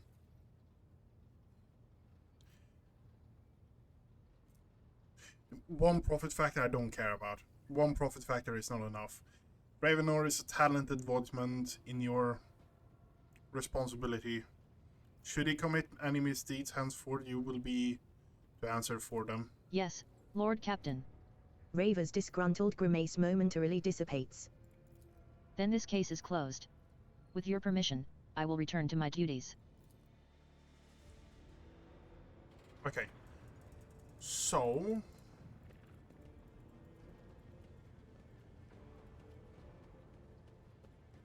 Copper tongue.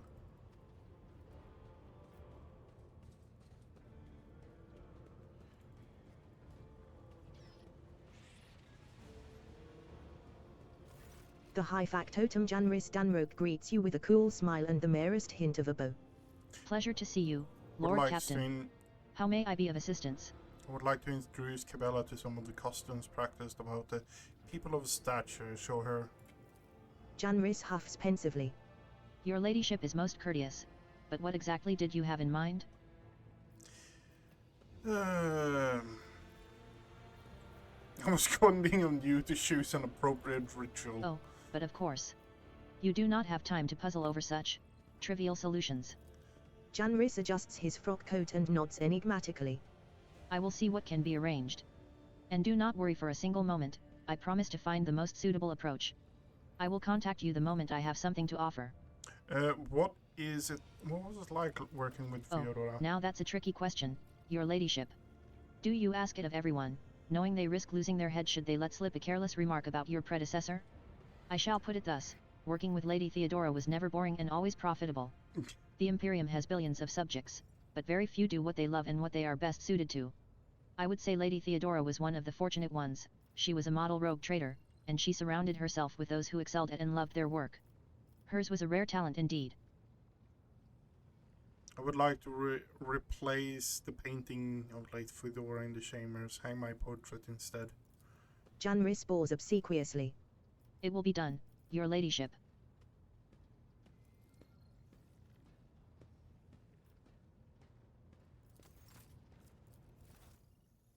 want more rep here, but I don't really have anything more I can sacrifice. How? Yeah, we haven't actually... this is the problem of having stable warp routes. We don't really get that many encounters. But you know what? Right now, we are going to go here. Lord Captain's Freight Line, Voidtron, Extract, Officer's Deck.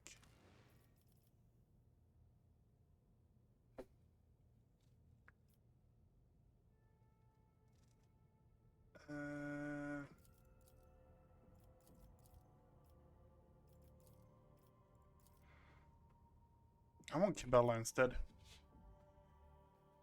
I'm at the stage now where I'm like looking at it and seeing if I maybe should replace some characters and stuff like that again.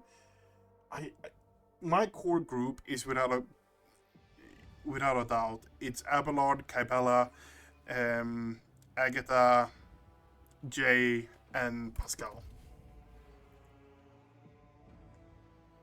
Sourback barks at the enforcers gathered before you. Her ladyship the rogue trader wishes to handle the investigation personally. Lord Captain, the 3 officers before you have been tasked with conducting the investigation. The first, Captain Klein, is a veteran with a record of quelled uprisings of mutant abominations in the colonies. Captain Ginevry is young, but she has already preempted several mutinies among the ship's rabble. Lastly, there is Captain Hrotko. His interrogation skills deserve credit, and he knows how to instill fear and respect firmly in the minds of the riffraff. After carefully assessing the officers' bearing and their uniforms, Abelard nods with satisfaction. Their drilling is good, their service records are excellent. Let's see how they perform in the field. What are your findings thus far? We have discovered a worker's corpse, mutilated and desiccated.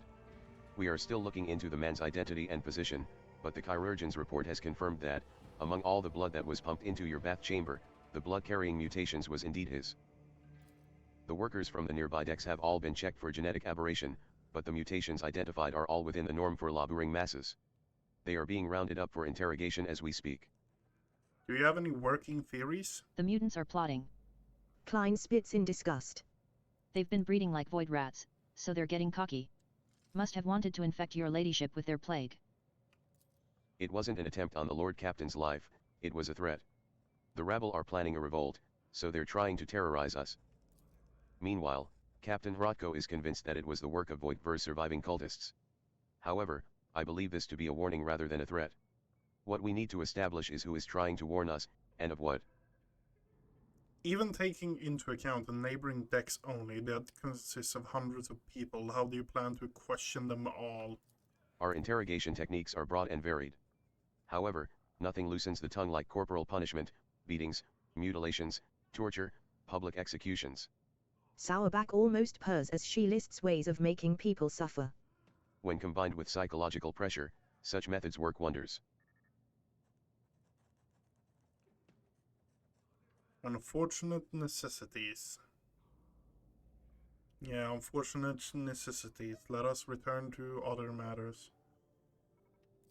Indeed, Lord Captain, most unfortunate. Says the Master-at-Arms, a bloodthirsty smirk stealing across her face. What do you propose we The invest? body. Once we Yeah, have ascertained the makes dead sense. man's identity, we'll be able to locate his associates and narrow down the number of suspects. The body was discovered on a suspended platform not far from the room with the armillary sphere. Take a left once you're out of the mess hall, your ladyship, and go along the balcony. The corpse is on the next platform after the one holding the Infernus Guild suspects. I'll show you around the scene once you're there. It's Infernus Guild suspects. Yes, your ladyship. They are undergoing interrogation like all the rest. The scum refused to comply, so they were isolated on a separate platform. The Inferni are a rotten bunch, they must be involved in this. The captain spits contemptuously. Let us begin. My people are at your disposal, Lord Captain.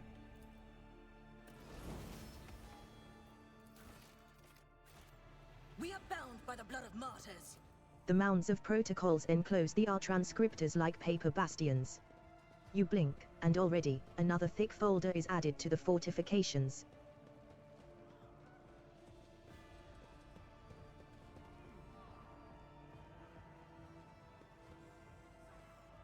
Wait. Do we have goods there? Oh, I might have been able, might actually have missed out on content here. Okay, so we have Yurkasta down here. Faith, guide my path to glory.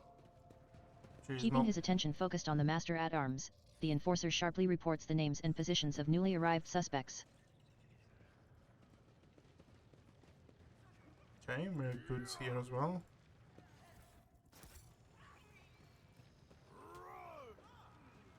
Deck enforcer.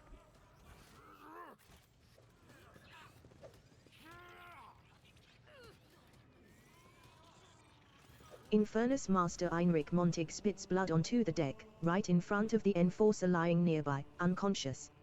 Heinrich's lip is busted, his knuckles are grazed and covered with blood, and there is a chewed up hoe stick between his teeth. With a menacing growl, Heinrich looms over the second enforcer, who is holding his baton at the ready. Why are you assaulting my people and denying them water like they're criminals? You've got teenagers and elderly folk here, they're all just ordinary workers. They're all guilty until proven otherwise. You think a kid or an old man wouldn't do something that might threaten the Lord Captain's life? Once we light a bit of fire under them, who knows, perhaps someone will confess. So, sod off, traitor spawn, or... Heinrich looks up at you. Your ladyship, I ask you please to protect your servants from this abuse. Yep, cease the beating immediately. Those people are to be provided rations and water. The enforcer glares at Heinrich. Thank you. Heinrich gestures at a disheveled young woman and a short-haired girl in her teens. Both are dressed in utility coveralls and smeared with soot. Lord Captain, let me introduce my sister Nemi and my niece Mia. Ladies, you should thank the Lord Captain for helping you. Hello, Your Majesty. Thank you for the food and water, and for not letting them chop our hands off. MIA snorts and elbows Nemi in the ribs. It's your ladyship. And don't make jokes when you're so terrible at them. Do you want the Lord Captain to change her mind and send you back? Argenta smiles warmly. A feisty one, isn't she? She has the spirit of a true sister of battle. But when I look at her family, I am glad she has someone to take care of her and that the Emperor did not call her to serve him with weapons and fire as we do. That is terrible. This one gets no ration and no water. How did they end up in the hands of the enforcers?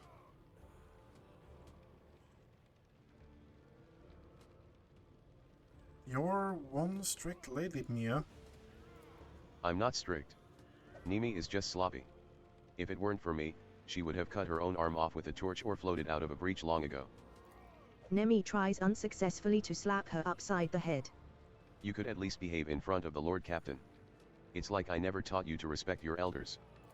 You're the one mixing things up all the time. Tell her, Heinrich. Heinrich ruffles MIA's hair. Don't be mean to Nemi.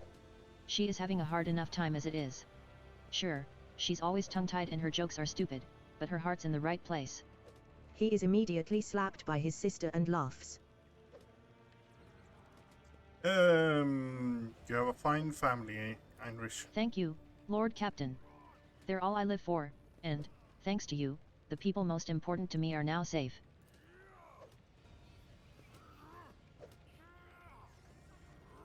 With each step, I forge my destiny. The worker was among the beaten with stars. skill, and care was taken not to damage his joints. He is suffering, but he can still work for the dynasty. Everything will be added to the record. You never know which word might contain a crucial truth or lie.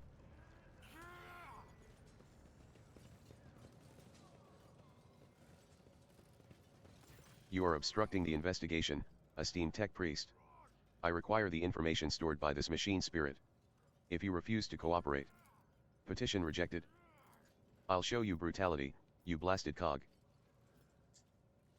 I'm not comfortable with the enforcer's harsh interrogation method.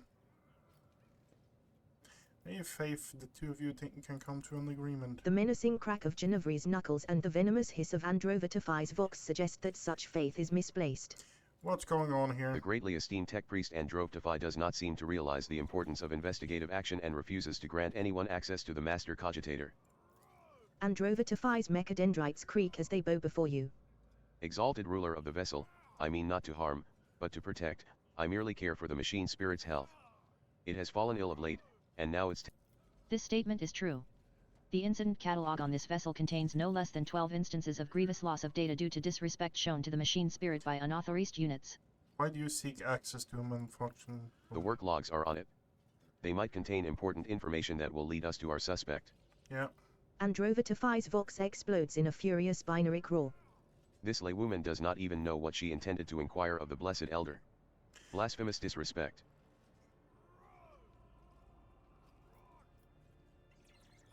Yep. Surprised, Ginevri breaks off from glaring at the tech priest. But, your ladyship, the tracts on interrogation and truth extraction clearly state that torture and intimidation are the most important elements of the process. You will find another way. Do I make myself clear? Yes, your ladyship. I will. Ginevri and Androva Tafai offer you a mannerly bow before immediately resuming their tempestuous argument. The N4. Ginevri and Androva Tafai offer you a mannerly bow before immediately resuming their tempestuous argument.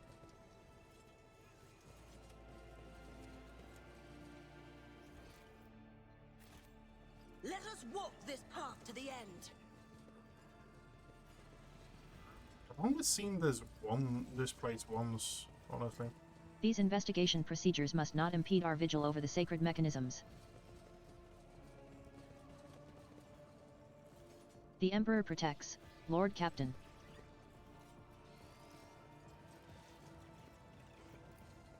A lift to the Lord Captain's quarters is hidden behind the metal plating here. On the day of Voitva's mutiny, you saw Lady Theodora leave the officer's deck this way. The desiccated body is horribly mutilated. What was once a face is now a shapeless mass of flesh and bone shards. The worker's ruined body lies in a waxen pile on the platform. His face is crushed, his throat open, and his body riddled with cuts and lacerations. Above it stands Captain Klein, the dim light filling the lines on his forehead with shadow. It might look human, but what's inside it is all wrong. Unholy. Have you started Irredeemable. autopsy yet? I have, but The furrows on the enforcer's face deepen. I will get back to it in just a moment, your ladyship. Something the matter? You look Klein pale. hesitates, avoiding your gaze. I suppressed a dozen mutant revolts on Dargonus for Lady Theodora. I have seen this aberration utterly pervert the human form. You will indeed, Captain. If you like, I can recite a few paragraphs from the regulations to enthuse you. I was drenched in blood if the mutation contagious. Hand me the scalpel. I will perform the autopsy and you will record the findings.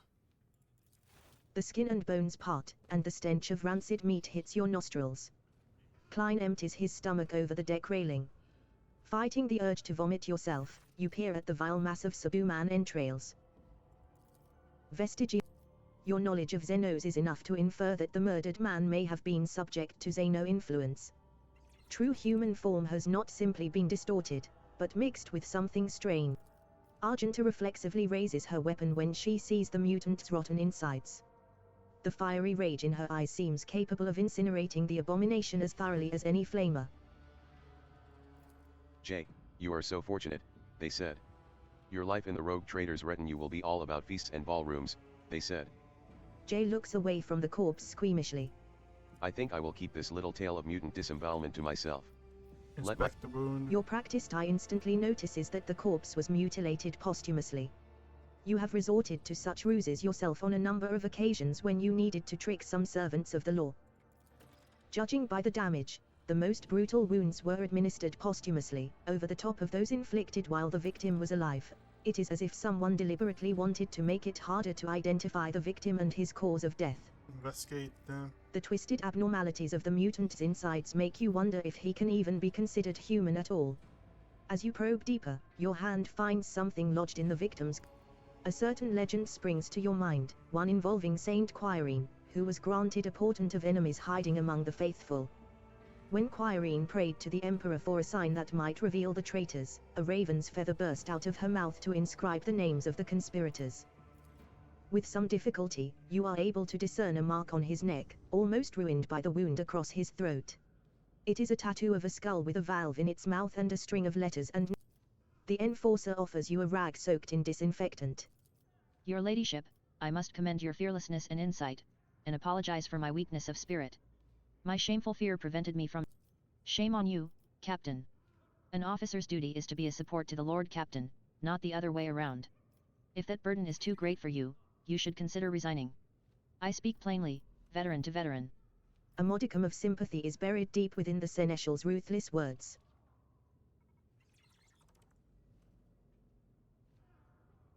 3.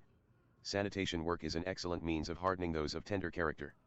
When the investigation is complete, you shall join the mutant corpse disposal unit on the lower decks. Someone tried to conceal the victim's identity and cause of death. Klein takes a closer look at the precise wounds you indicated, almost undetectable beneath the mutilation. You have a keen eye, your ladyship.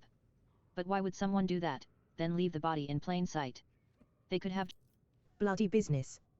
You turn your attention to the floor around the corpse. There is no spatter, no gobs of flesh, no bloody footprints fortuitously trailing into the dark. And yet, you know there is no way to butcher a corpse like that without getting dirty at all. This woman stuffed a feather down his gullet out of reference to legend Saint Quarian. Well spotted, your ladyship. No doubt you have already reached the same conclusion, but I will state it for the official record. Vile mutants do not make allusions to saints. This was someone versed in the creed.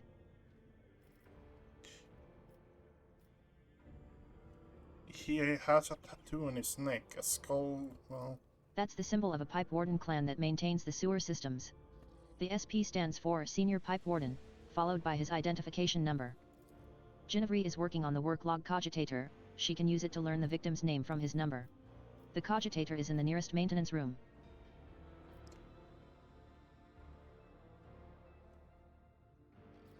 I expect greater professionalism from you in the future. The enforcer dips his head deferentially. You have been a model of fearlessness and competence. Cast your eye there.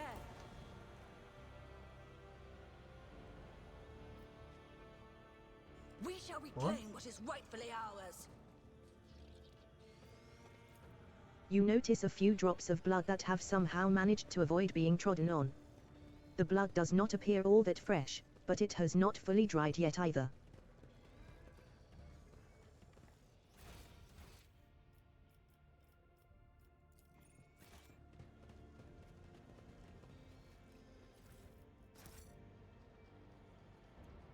Enforcer... Okay.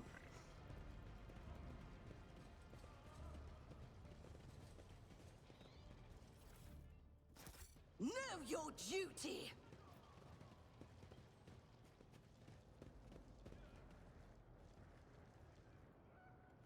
The Lord Captain. She's here? But I heard she was murdered in her own bath chamber. Okay. Rocco looks on sourly as angry, bewildered enforcers attempt to interrogate serfs without resorting to violence. When he sees you, he nods nonchalantly as before. Your ladyship. How fast in interrogation? Satisfactory. We are maintaining fear and respect among the rabble as we go through our suspects. We will find the culprit soon, I swear it on my rank. Swift results in your interrogation. Thank you, your ladyship. The divine watches over Thank the God us. Emperor for the Lord Captain. She saved us. Another minute and they'd have broken my arm, and I'd have been unable to feed my family. Can't say I like getting punched in the teeth, but hey, at least we get a break from work.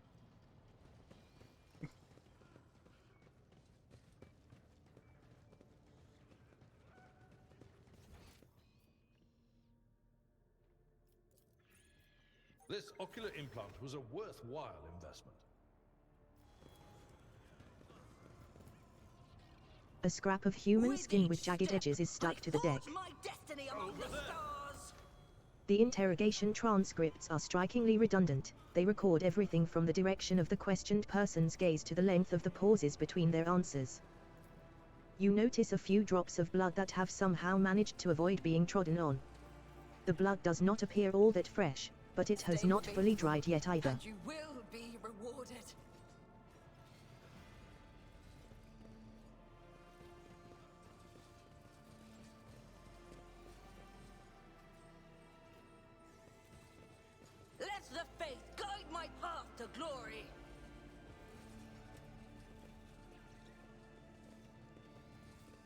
Someone duty has shoved a prevails. tattered and bloodied synth coat into the vent.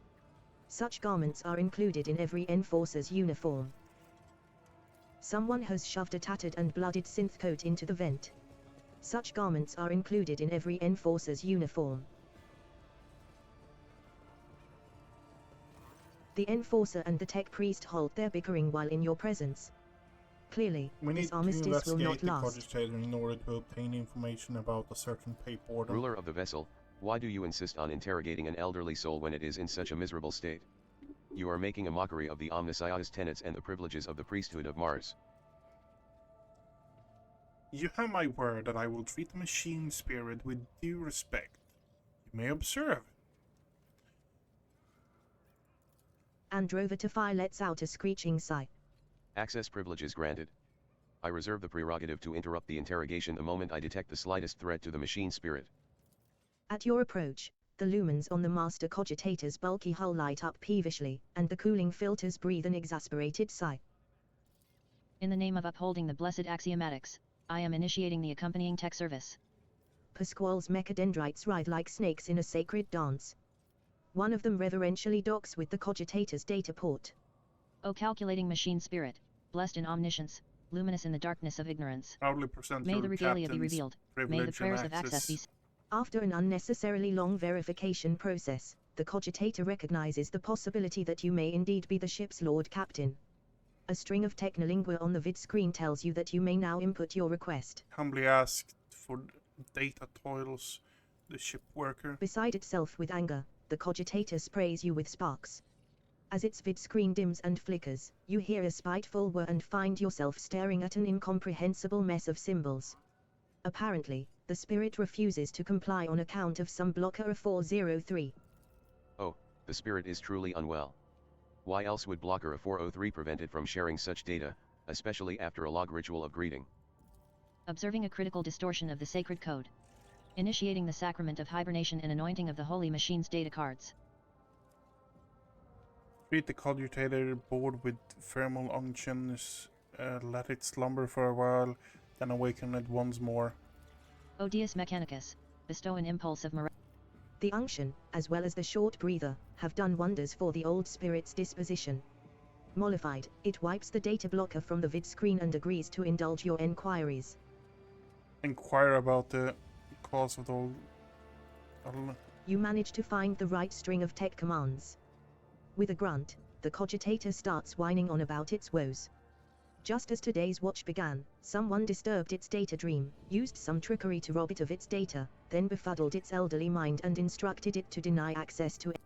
Registering a Category 3 act of sacrilege resulting in a Category Epsilon Quadro transgressive scenario. Requesting the inclusion of the offender in the registry of wanted entities for the purpose of expiation. After mulling over your question for a while, the spirit recalls that the number is assigned to a senior pipewarden by the name of Otto. This Otto and his partner spent the last watch servicing valve 27B, which supplies water to the... That's the same valve that was used to pump the blood into the bath chamber. At first, the cogitator feigns ignorance out of spite, pretending not to recognize your request. We have our suspect. It looks like Vidon killed his fellow worker and put on this in... The honored machine spirit is tired. Activating the deep hibernation Let protocol. us walk this path Pasquale's to the end. mechadendrite disconnects from the master cogitator's data port in a respectful motion. The trill of binary prayers lulls the elderly spirit's fading lumens. May the Omnissiah bless this machine with healing slumber, that the sacred Rocco looks on sourly as angry, bewildered enforcers attempt to interrogate serfs without resorting to violence. When he sees you, he nods nonchalantly as before. Your ladyship.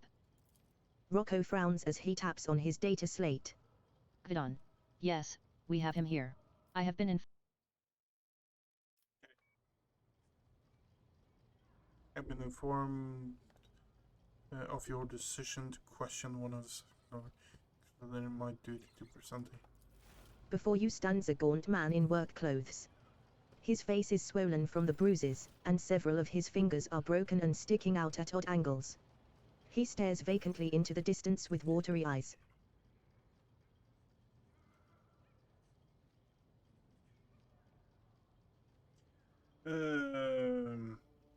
Let us proceed. Start talking, you miserable wretch. You tried to kill the Lord Captain, didn't you? Rocco grabs the worker by the lapels. Guidon's coat flies open, revealing crude occult symbols painted all over his body. Guidon yells, baring what remains of his teeth. Yes. It was me. I tried to put a curse on the Lord Captain. I killed my partner in a wicked ritual, rubbed elbows with them demons, consorted with them. All to carry out a dark plot and doom the Lord Captain for the glory of my almighty master. He has admitted to everything, the vermin. I have insisted time and again that the assassination attempt was carried out by one of Voigtver's surviving henchmen, and I was right. I guess we weren't so thorough in clearing them out as we thought. Rocco casts a sharp look at Sauerback.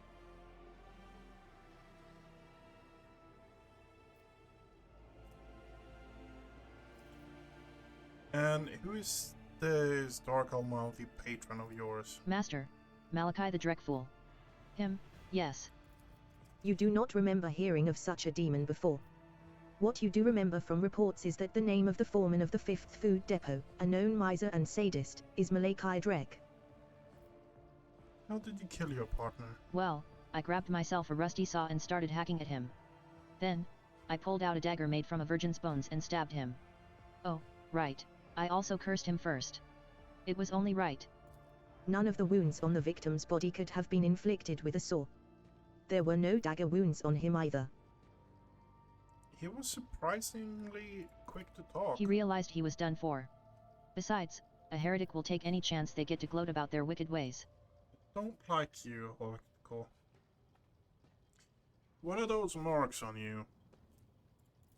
These are my cultist marks. So I can put curses on people and... You are unfamiliar with this profane symbol. Version. Enough with the theatrics with them. You're no cultist. Why are you trying to vilify yourself? The man blanches and starts bawling.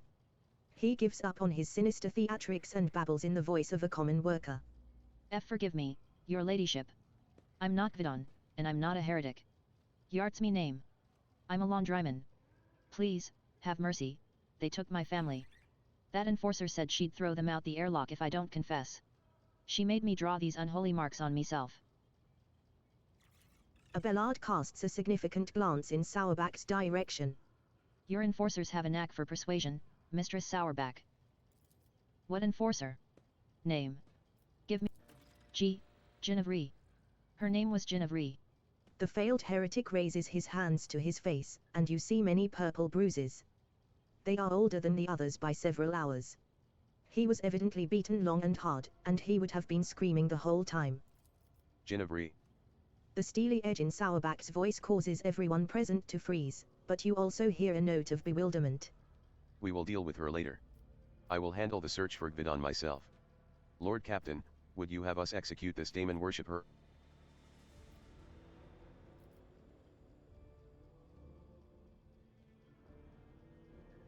Yeah, no.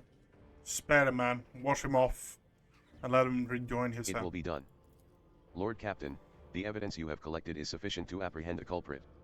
I will report to you in the mess hall, and we shall bring this investigation to a close. We are bound by the blood of martyrs. A job for me.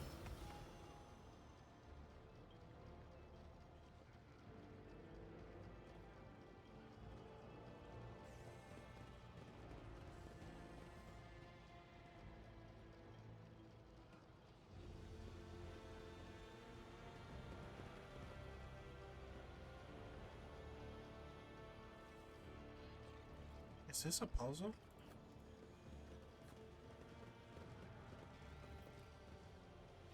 Know your duty.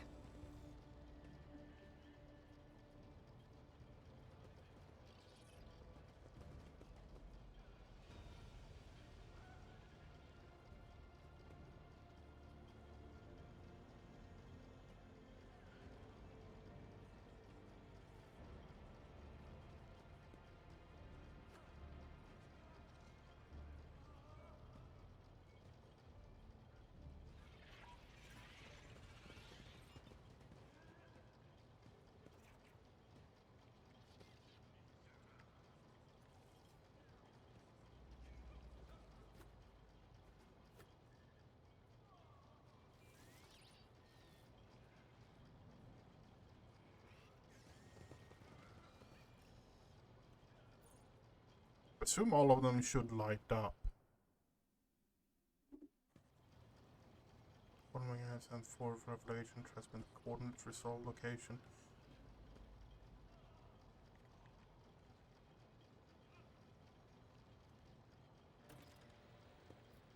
Officer deck pinpointed one of the world's.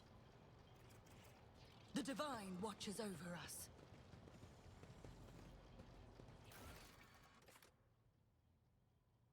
Alright, officer's deck. Yep. Errands. Rumors.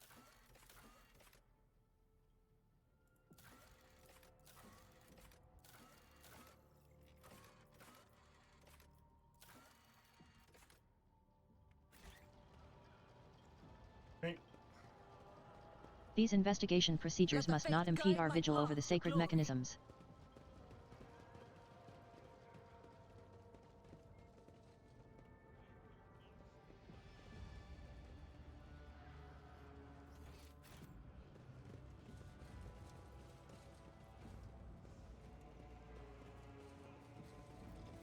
Masterwork log cogitator iota IIIB.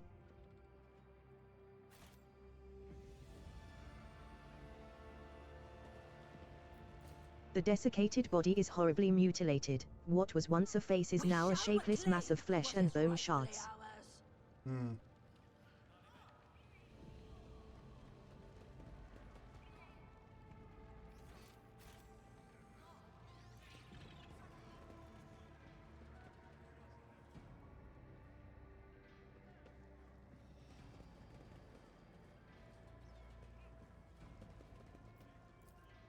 The mounds of protocols enclose the R transcriptors like paper bastions. You blink, and already, another thick folder is added to the fort. Lord Captain, the real pipe warden Vidon has been found and is being escorted here as we speak. Are there any remaining questions you wish to address before we hear from Vidon himself? Someone attempted to mislead our investigation. We cannot let this go without consequences. Undoubtedly.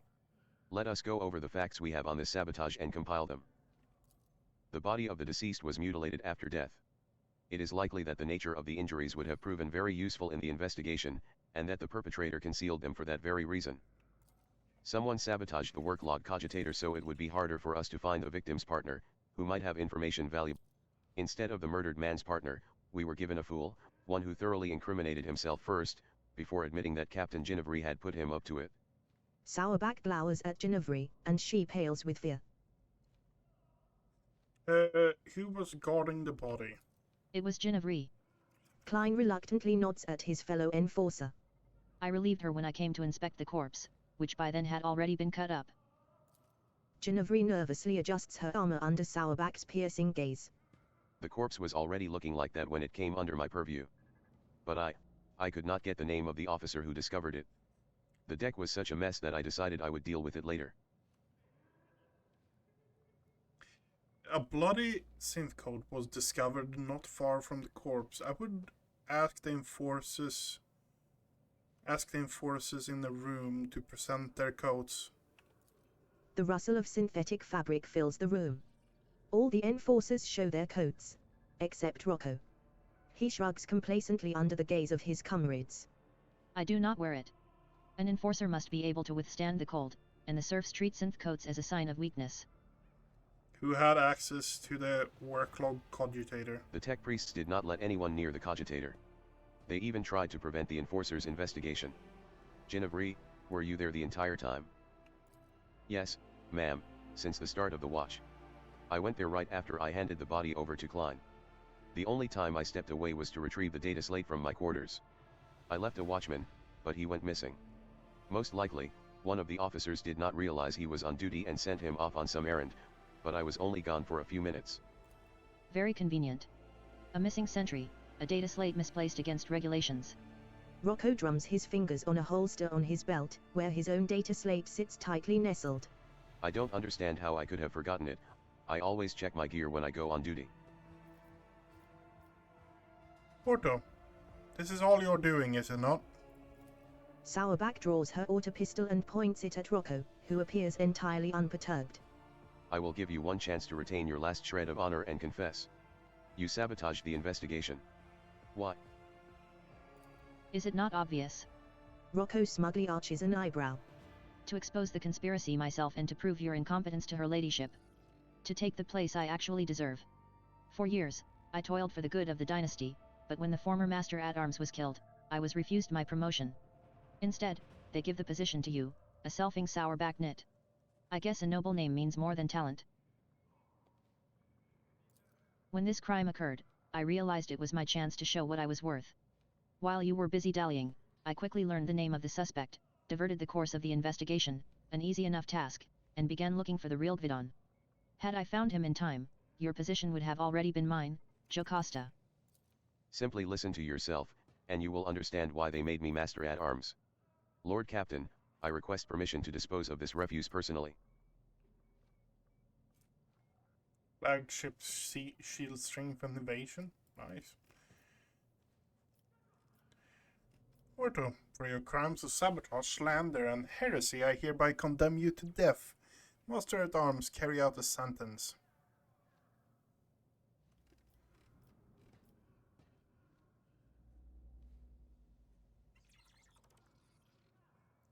Orto, were you really hoping you could deceive the Master-at-arms and me? Your dismissive tone makes Rocco flinch with indignation. I had every chance, but you were shrewder than I expected. My little trick with the body did work. You still don't know who was behind it all, but I have already figured it out. I hid Gvidon from you by damaging the cogitator and delivering you a fake, an idiot willing to incriminate himself out of fear. I even prepared a contingency plan in case he cracks by making sure he would blame someone else. Yes, there were a couple of slip UPS, but, you must admit, it was a solid attempt overall. Why are you trying to frame Genevieve? A backup plan. You always need someone to blame if you make a mistake. Rocco's voice sounds calm, even casual. I could have framed Klein, but that young upstart was already galloping through the ranks too fast and was clearly aiming for my station. Besides, she and her thick-witted subordinates were always right where I wanted them to be. You do not seem to fear punishment. With all due respect to your ladyship, I am an enforcer. I have looked death in the eye, and I will accept your judgment with dignity. Yeah, There is no... you're going Rocco to die. tries to speak, but his words are cut off by a devastating blow to the jaw. He collapses to the ground, but Sourback raises the maul again and delivers another blow, this time straight to his ribs.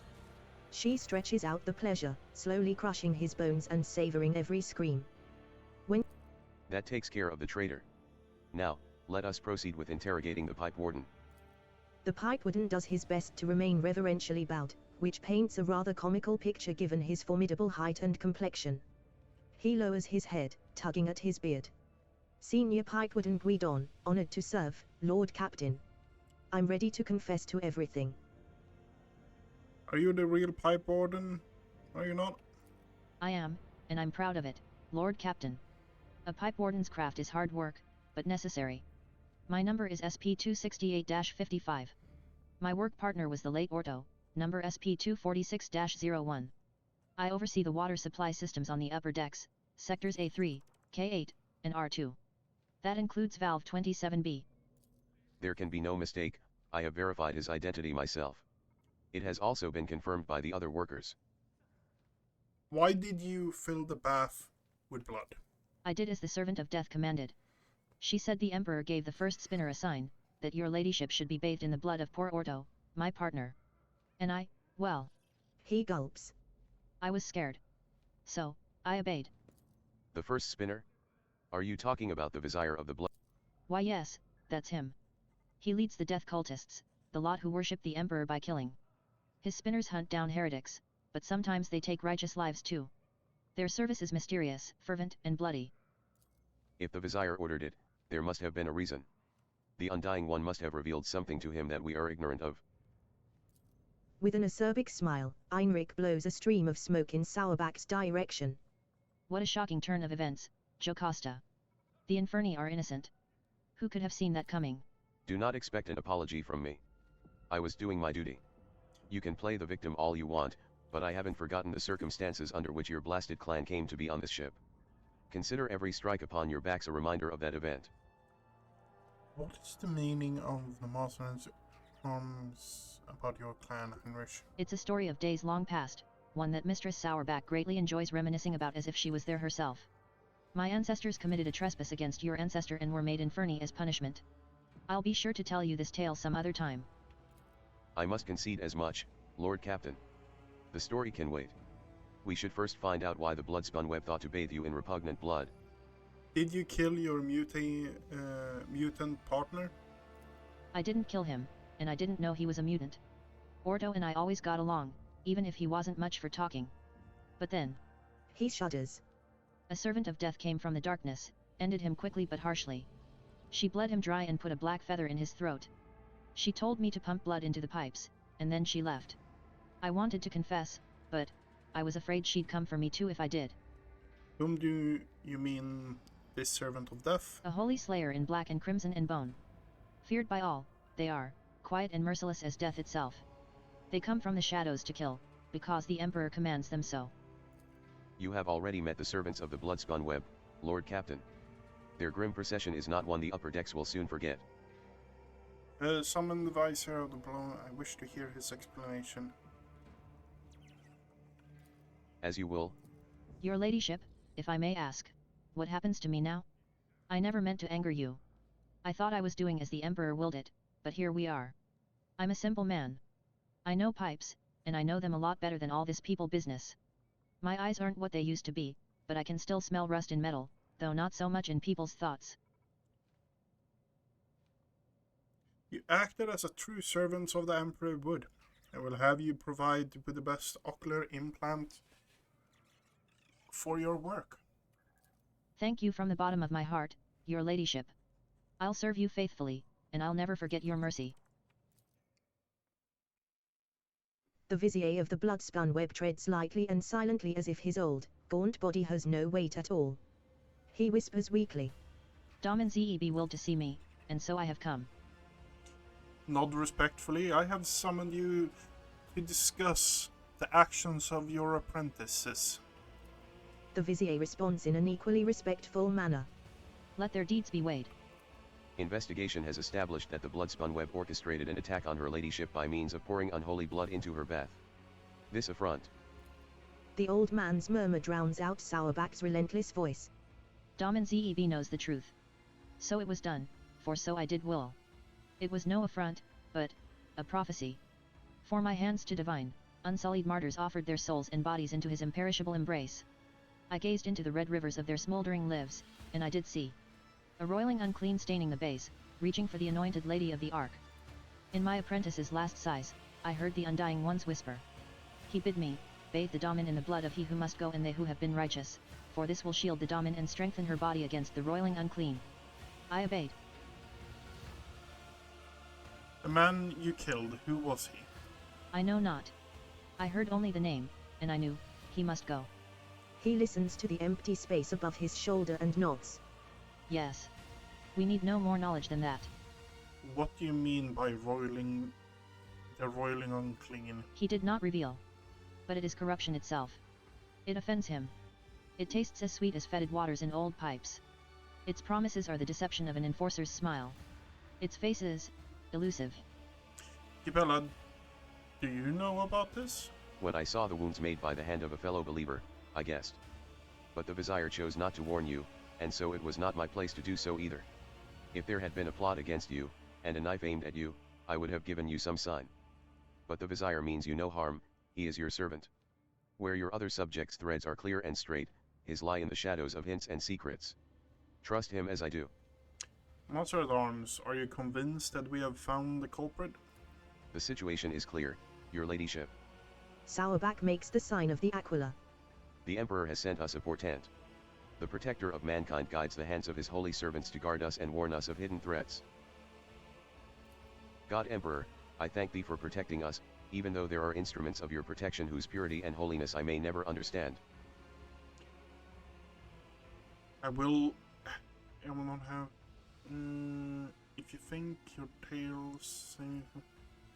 Could this be a coincidence the victim was ritual and was genetic apparent? The officers around you keep a respectful silence, but you can tell by their faint smiles that they find the very idea of doubting the Emperor's providence absurd. The cult of the Bloodbond will face no persecution for their deed. The Vizier freezes, listening to silence, then nods to nothing. Yes, yes, I will tell her. He turns his sewn-shut eyes to you once more. We are seeds in your hands, giver of life. Whether you keep us or scatter us, we will remain grateful. Be that as it may, we have hit a dead end. We hope that exposing the culprits would lead us to the aberration's lair. Sarback, the investigation must continue. But no spinner or brave warrior from the Damon's circle can find the roots of the unclean, for it can appear as human and act as human. Only its thoughts betray its vile nature. Only its thoughts are never human. Wise. Anxious silence falls the moment Sourback. Vaini Zachary is a fearsome hunter. When he hunts, the flagship wails. When he thinks, my teeth creak, and I can feel pain as if I am young again. But his power is great indeed, he can hunt down our prey.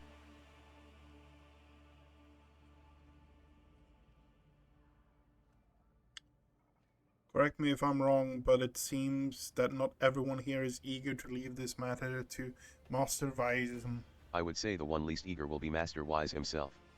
Last time, his efforts caused some severe warp manifestations. The ritual truly is perilous.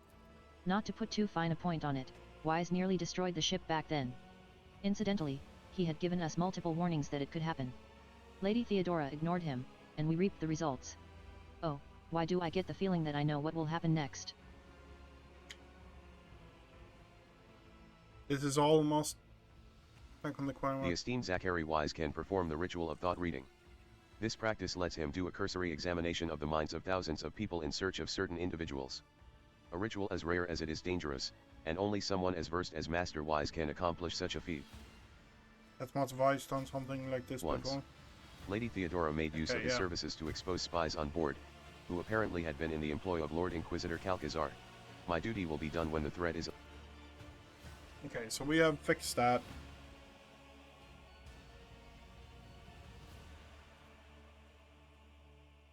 Kind of sad I didn't bring Henrix on that.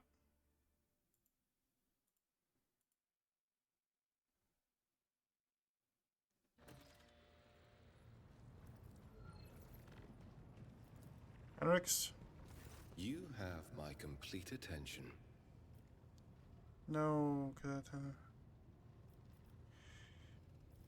Are you satisfied with... Of course. The Fabricator Sensor's machine was stopped.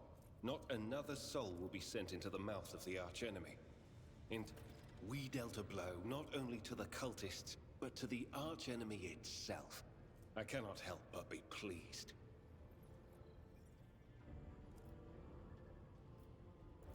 I touched the corruption of the archenemy. What are you going to do next? My visit to Kiava Gamma did not produce answers to all my questions, but we did succeed in dealing a blow to the cult by destroying the Fabricator Sensor.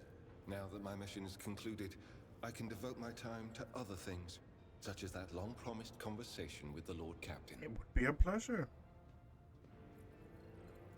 After you, Lord.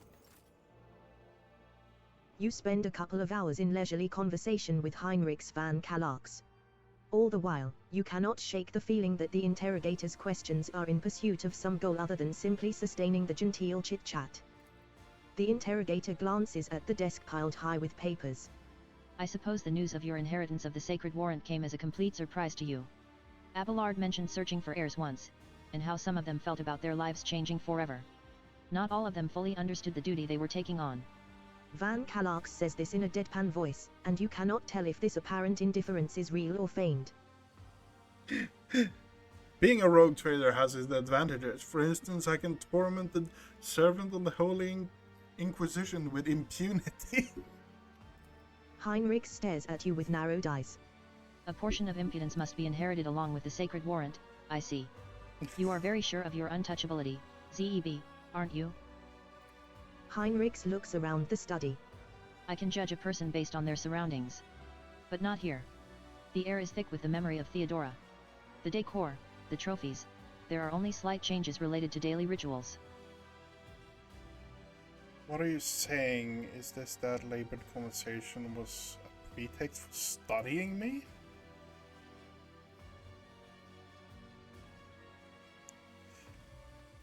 That isn't what I said. Heinrichs looks down with a laugh. I'm not looking for heresy or deviations from the Imperial Creed. I'm trying to have a conversation. To learn about your life and what interests you.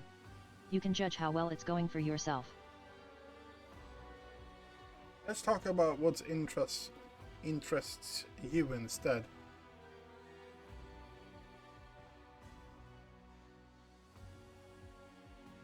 Really? In that case, I choose the next topic, if you don't mind. Heinrichs looks at you, intrigued. Be my guest. And what do you want to talk about?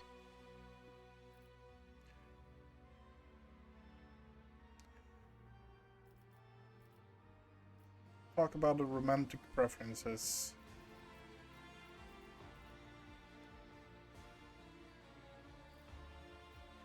What is your favorite color? What? What kind of a question is that? I don't place any importance on such trivial things. Red? Yes, I suppose my favorite color would be red. What's your favorite food? Heinrichs looks at you in polite bewilderment. I place no great importance on the minutiae of my daily life. Smile, I recall a colorful metaphor involving Amosek and cheese. Your memory is excellent. I suppose you've caught me there. Such extravagances are not always available when I travel to different worlds in the course of my duties, so I value the moments when I can enjoy them.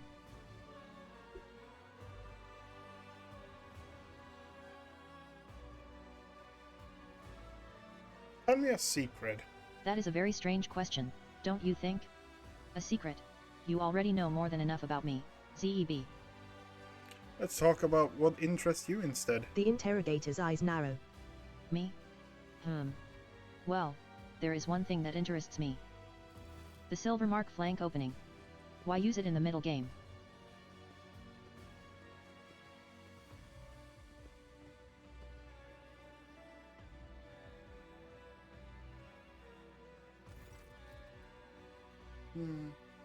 I'm sorry, what? The regicide game. As soon as we came in, I noticed the combination and I couldn't help wondering about the thinking behind White's strategy, but your face tells me this game is another thing left over from Lady Theodora's time. Heinrichs lapses into silence as he intently studies the pieces on the board. You see his jaw relax, and a spark of life kindles in his eyes. Observe. Heinrichs bites his nail in thought, his eyes not leaving the board. Then he reaches out and cautiously moves a piece. Then another 2 pieces.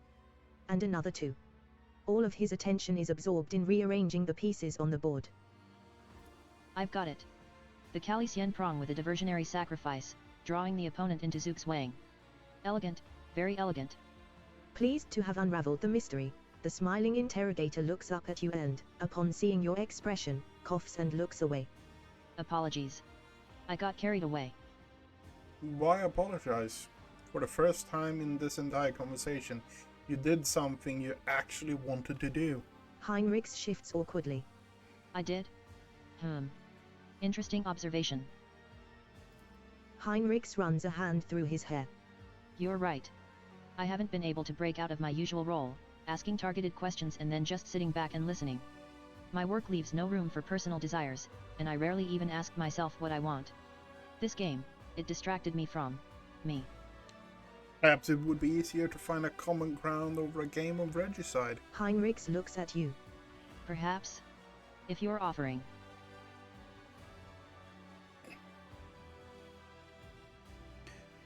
I don't know how, but I'm confident that you will make a fine teacher.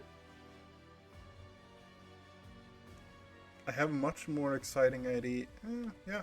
Heinrichs' face brightens. It would be my great pleasure, ZEB. I may not know as many tricks and combinations as the person who once taught me, but I can introduce you to the basics. The Vox on your desk buzzes to life and you both jump. Heinrichs inclines his head. You are wanted. And I have taken up enough of your time. I suppose it really is time to end our conversation. In that case, I must leave you to your duties. Heinrichs hesitates for a few moments, then he steps toward you and takes your hand in his. Thank you for this conversation. You ask very interesting questions, not the ones I am used to. He brings your hand to his lips and gently releases it. I hope we will find another opportunity to talk. When the interrogator straightens and looks at you, you notice an unusual detail for the first time. His eyes are different colors. With a nod, he steps away and heads for the door.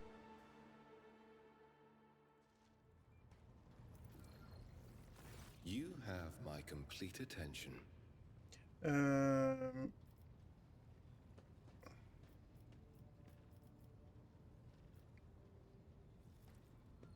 Tell me about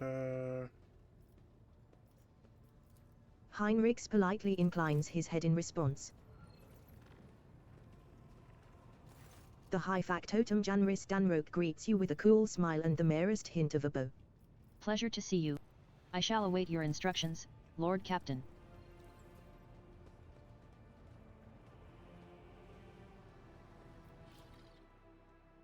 when is the hidden cache opened?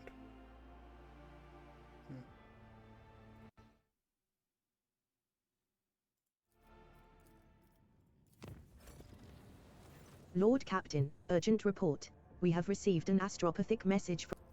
The psycho-emotional coding of the received message betrays acute concern, but it also contains something that the astropaths have failed to put into words. If you'll excuse my forthrightness, I feel it is necessary to tell House Orsleo the truth.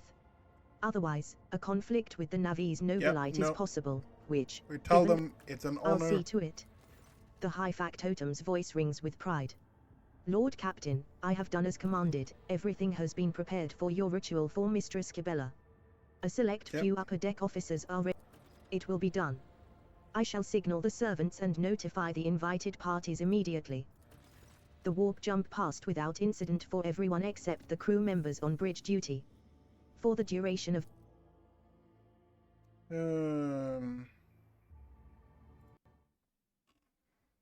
Kivagama location. This site has a walkthrough of everything.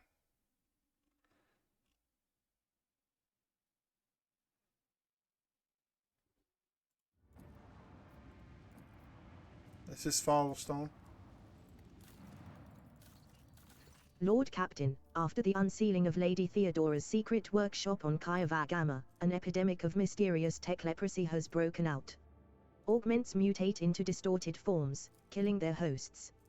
Machines and even entire assembly halls break apart into fragments that devour each other, fusing into grotesque and insane forms. The Omega-18 Manufactorum, the epicenter of the epidemic, is cordoned off, but the disease will burst out of there sooner or later. What is known about the We disease? have not faced anything like this before. The plague only affects mechanisms, forcing them to transform and lose all functionality.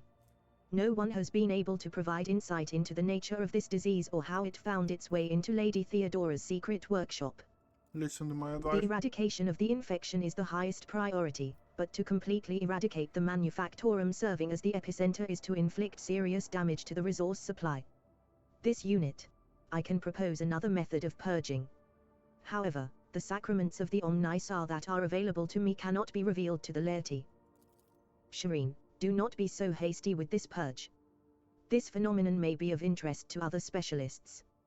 There are many who do not agree that all knowledge belongs solely to cogs. What appears to be a plague could hold amazing possibilities. I have suppressed 18 different epidemics aboard the flagship. Even metal dies eventually, scarred by corrosion. To combat those who have stripped away their flesh and replaced it with machinery, the Bloodspun Web has procured a remedy, an acidic compound that burns through steel. We stand ready to help. To burn out this tech leprosy.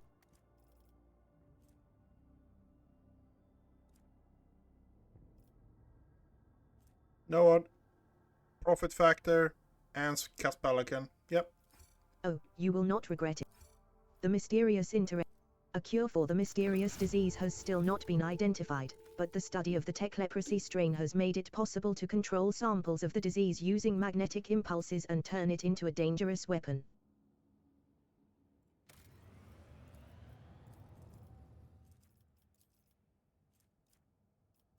Complacency.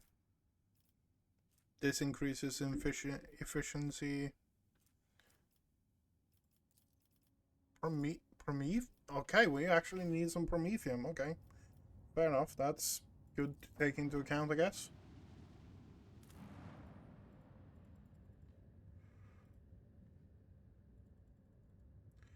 Let's go.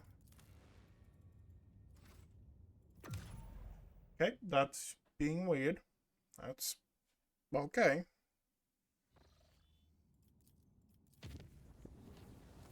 The clan servicing the cooling systems.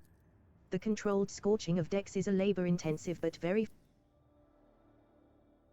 We're looking for an encounter right here. It is said that it's an encounter around here. The magnetic storm raging above the planet blurs the gaze of auger arrays. Only truly powerful diviner machines may see through the currents of magnetic fluctuations in their We're hunting for something in here that it said. Ship's enforcers notified officers about a strange insect-like creature. It is a ship here somewhere that has stuff on it. Unknown ship. Okay. Let's do auger anomaly. Xenotech. The ship's augers have detected an explorator base set up in the middle of the jungle. Enforcers sent to scout the area have returned and are reporting that the camp is completely deserted, and the only tech priest they encountered was found dead on the edge of a strange abyss that had split the planet's surface. Judging by the notes left behind at the camp, a report shows up on your personal cogitator screen. Unknown ships are towing the Interstellar Sextant, a cargo ship belonging to one of Footfall's wealthiest traders. It looks like the pirates have bitten off more than they can chew, and have now been forced to drag the ship to a more secluded... As soon as they see you, the escort ship's charge... Okay, good. Let the hunting begin. Yes, yes.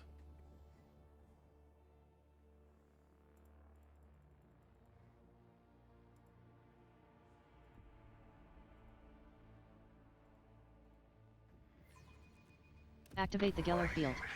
Emergency warp jump in 3. Let the macro cannons sing their deadly litany. Activate the Geller field. Emergency warp jump in 3.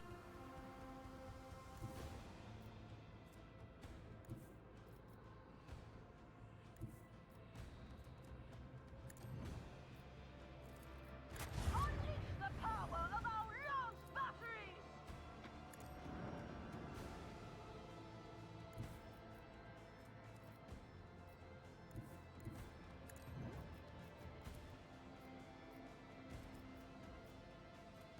Goodbye, my friend.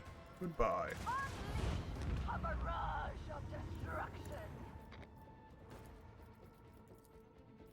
I want to hear macro cannons roar.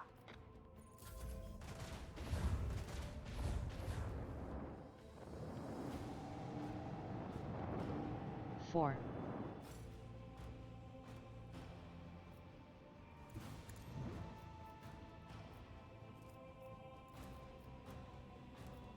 Soon in the fury of our macro cannons, we have a destination to reach.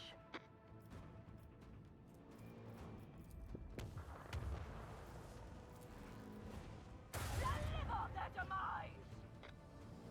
Okay, fair enough. Not that great, but yeah.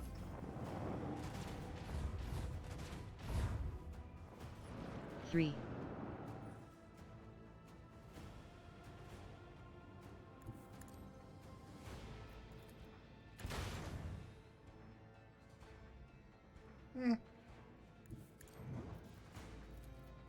I want to hear macro cannons roar. Helmsman, navigate us to the designated coordinates. Full ahead.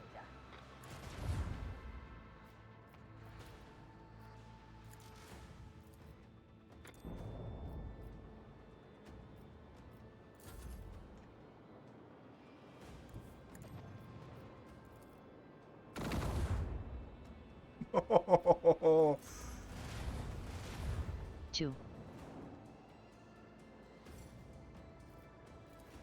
Let the macro cannons sing their deadly litany.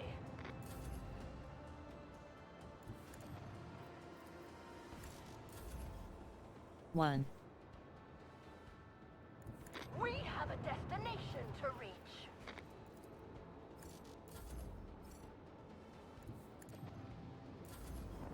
Burn in the fires of retribution. Our technological superiority. Yay! We did it, boys! We did it!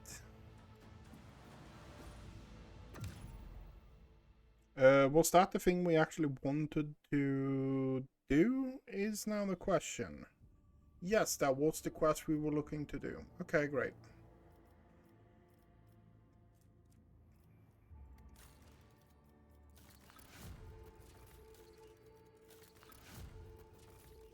Okay, you can now get that. Free people? Nope, we're not using free people right now. It's not worth it for us. Kaspalican actually doesn't take any people. That's good. Ashen.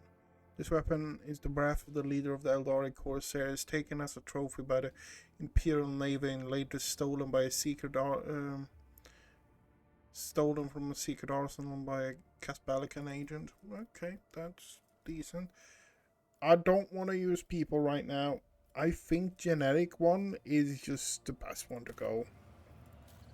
It makes most sense for us. If we free up more people, that means we can actually get stuff done here, for example. Like, this takes 3 people, which would actually cut our population here. Or cut it in half, which I don't like doing. And we need complacency, and we get complacency from this. You know what? Just do that. We're down to 3 now. Got that. That just needs Kaspalican rep. Prometheum. Also the giant thing. You need profit factor rep and that. Okay. Minus security, so it's not great. You need people. I don't want to use people right now. Minus 3 profit factor. Yeah, that's fine.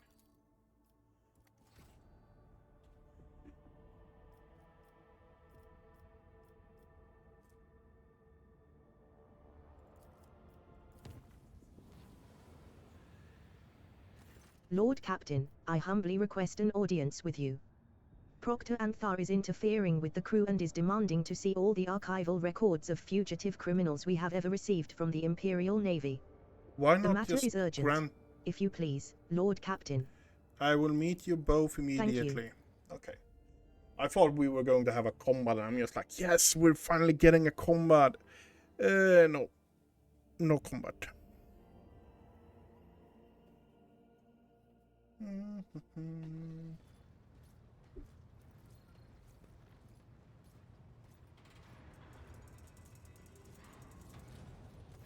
Your ladyship, Proctor Anthar is interfering in the work of the crew. He is intimidating and threatening them, demanding access to the ship's sealed archives. And as for his dog, Vigdis pauses, shifting her gaze to the cybermastiff and tucking her hand behind her back. I humbly request that you take action. Vigdis, what's wrong with your hand? Allow me to explain. The Vox Master tried to pet Glado, which activated his self-defense protocol. As a result, I had to step away from my duties to have my implants replaced. I already apologized. In any case, what happened was the expected outcome from unauthorized contact with a living weapon of the Adeptus Arbits. I understand why Vigdis... Sabotage... I didn't. This is the first time you have ever seen the Vox Master so agitated. I did not try to pet him. It is not customary to keep such cyber beasts on a void ship, Lord Captain. This is my first encounter with such a creature. That, Glado, it was following me all over the bridge. And you decided to interfere with his work protocol. Vigdis casts Solomon a cold glance before continuing. I had studied the archives and found mention of a ritual to establish contact that involves an offering and physical interaction with the beast. You are literally talking about bribery. A pointless act. Cybermastiffs cannot be bribed, and neither can arbitrators. Solomon, stop interrupting at once. The proctor nods briefly. Solomon, why are you sabotaging the work of the crew? I was compelled to intervene as Glado had intercepted a suspicious signal. The encrypted message contained the words heresy and fugitive. I managed to trace the signal back to the Voxmaster's workstation. I needed to dispatch Glado on a reconnaissance mission, to obtain new evidence and, ultimately, to ensure your safety. In other words, you sent the beast to follow me.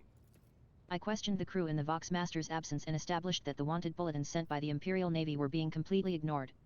I suspect that Senior Officer Tolliman is abusing your trust. What do you have to say, Victus? Victus presses her hands together.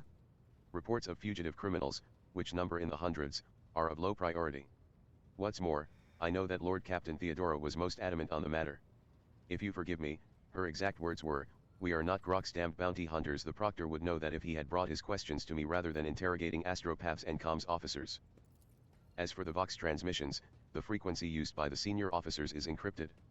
I informed the staff of the situation regarding the Voidsman who was earlier brought before you on the bridge for trial. Need I remind you, Lord Captain, that Proctor Anthar has no authority to access transmissions conducted by the senior officers of the rogue trader's flagship, not to mention that the signal was unlawfully intercepted? Runaway crew hiding among the ship's crew? No, Lord Captain. He was not on the list of wanted criminals in the Coronis Expanse. I assume it is because of the relative insignificance of the heresies he was accused of by the Calician authorities. Perhaps Proctor Anthar had information to which the Imperial Navy does not have access. What are you suggesting? Your flagship is untouchable for external inspections because of its high status, and criminals are taking advantage of that. So you need an internal audit. You need to pull up the archives of wanted bulletins and double-check the crew records. That is the only way to identify and eliminate potential threats to you. This is madness for a ship whose officer corps alone comprises hundreds of people. The work hours that would be required for such an audit. I've listened and I'm ready to make my Victus decision. and Solomon look at you expectantly.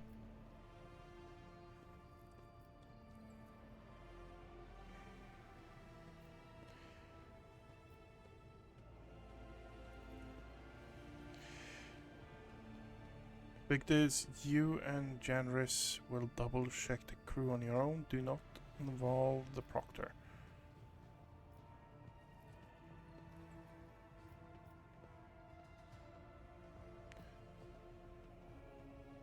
Solomon, I will grant you access to the archives and lead an audit. As you command, rogue trader.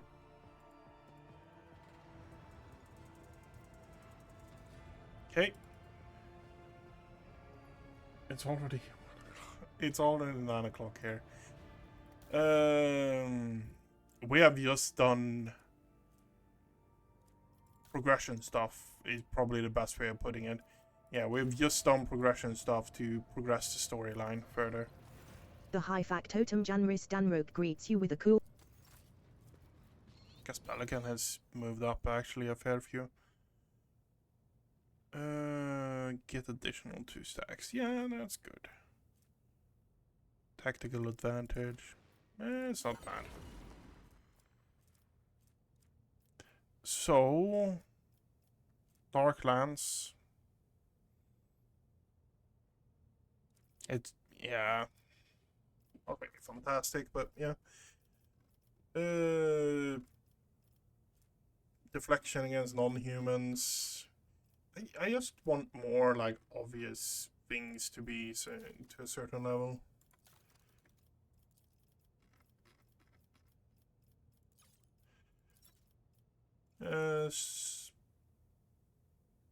That. Okay. Got herself, whenever it kills with a single attack, range attack for the first time in combat, the attack immediately makes an additional attack. That's not bad. I want those.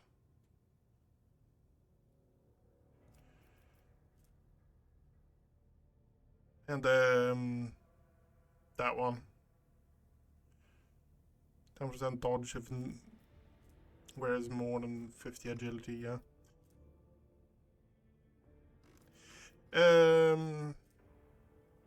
I want to see, like, there's certain sets in the game that I want to see if it actually makes Didn't I already buy those? I don't know. I don't know anymore.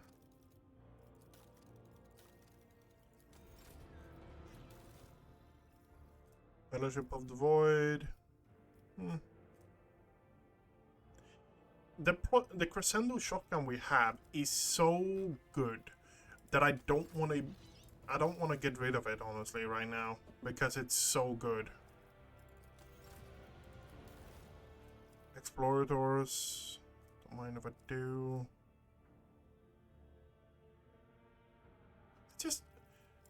It's just the same text 2 times here, and I don't understand why.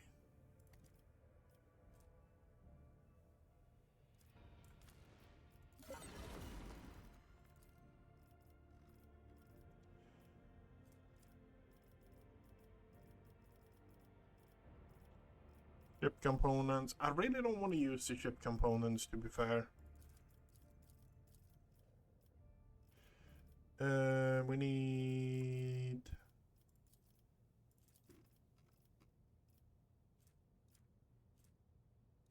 You know what? Yeah.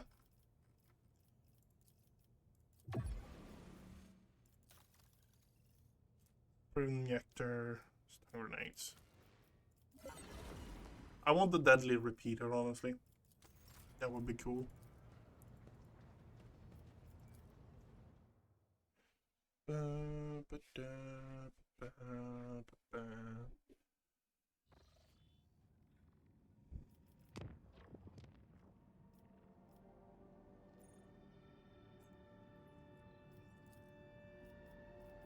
That's where we're going.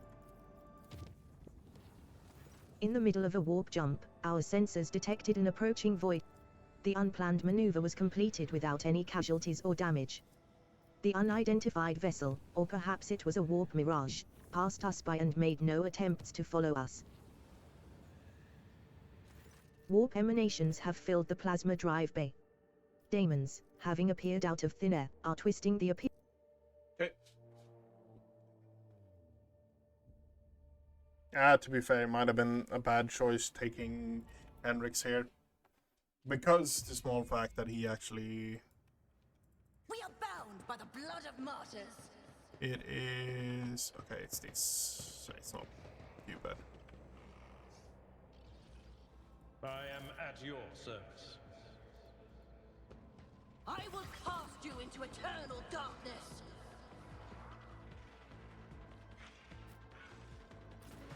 Okay, horror. Hey, start battle.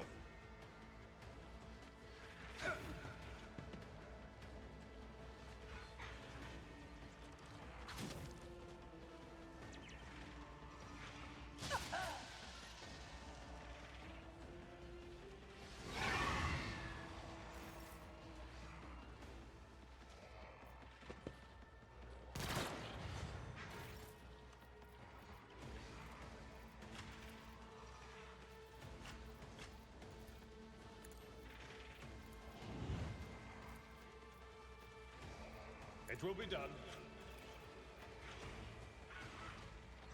Yeah.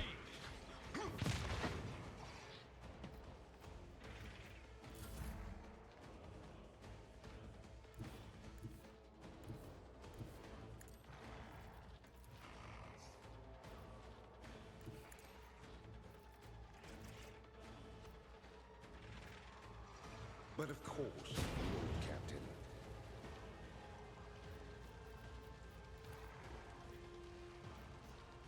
Cuts and cracks appear on your skin. I won't object to it. For the throne's glory. Okay, and then... Am I getting paid? Good.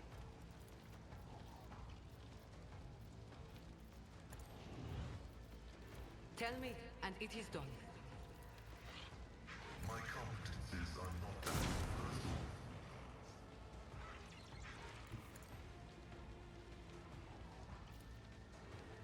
No, no, we're using that. Can't hit you. Okay, fair enough. Can't hit anyone. Guess we're buffing them.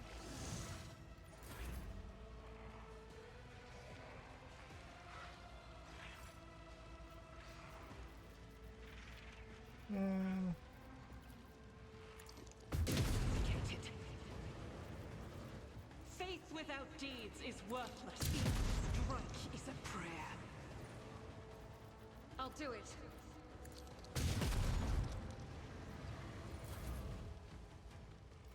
She's not brutal at all. Absolutely not. Let my enemies tremble at the sound of my steps. Well, hello there. Rejoice in service. The Emperor commands. Rejoice in service. Last one was a mistake, but yeah. Wait. Do you still have... You do not still have the fire immunity cape. Okay. The enemies of the Emperor will be undone.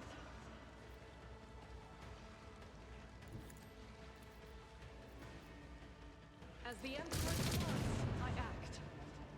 I'll do it. Faith with Emperor can escape the Emperor's judgment. Okay.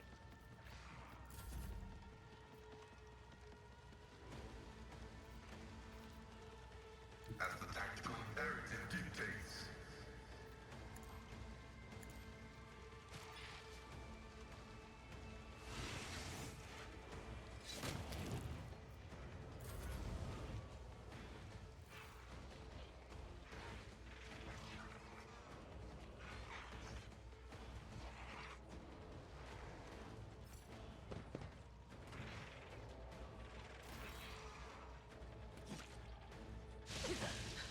Better crippled in body than corrupt in mind.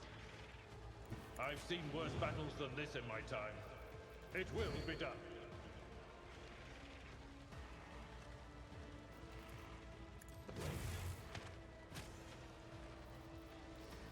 At your beck and call.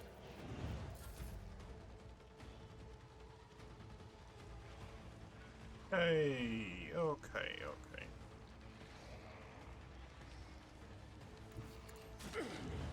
Scorn the pain. Natural.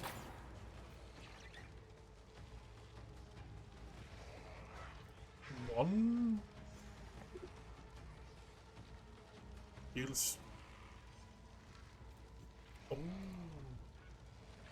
Okay, okay. I'm not going to say no to that.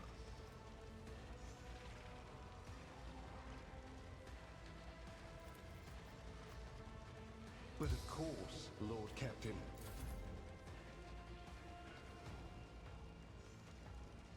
A moving target lives longer. I can do that with the right incentive. You've got a problem. I've got a prize. As the Emperor... Eradicated. Guided by faith. Power resides in the will of the righteous. None can escape the Emperor's judgment.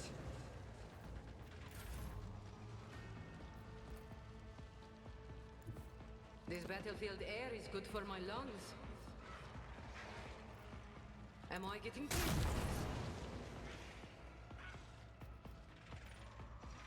Nice. Wanna see a trick? Your end is nigh. Actions will speak louder than words. And so shall it be done. Let this be the warning to all who oppose us.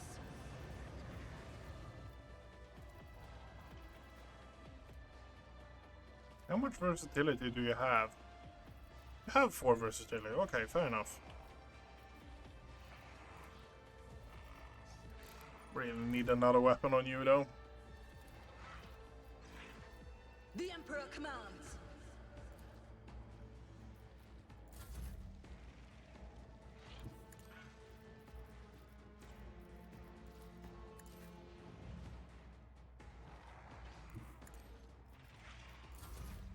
I have so many movement points, it's terrifying. Surprise!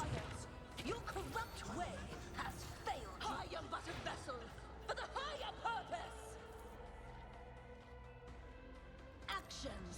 speak louder than words. And so shall it be done. The Emperor commands. I will not be deterred. Let this be the warning to all who oppose us. Come on. That's everything. Nice. So we have something to loot here. Nothing. And we have something to loot here. Nothing. And then we leave.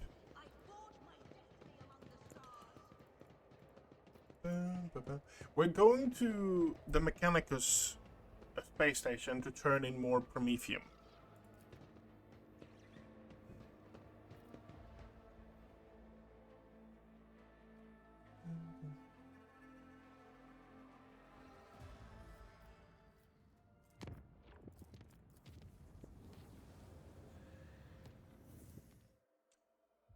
That is the plan. And for next stream, I don't know when it's going to happen. Goal is to clear out the top.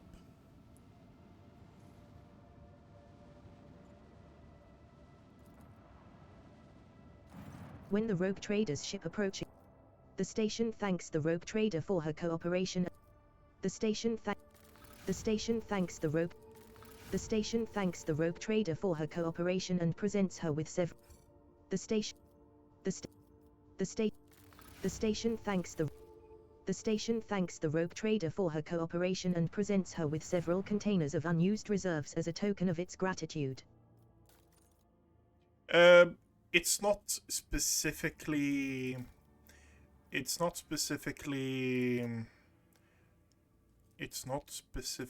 the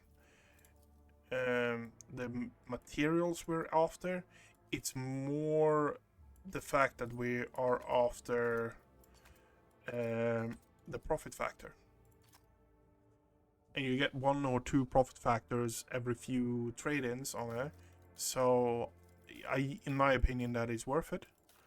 But each their own. We're up to 3 of these now. Should you have another headpiece is my question.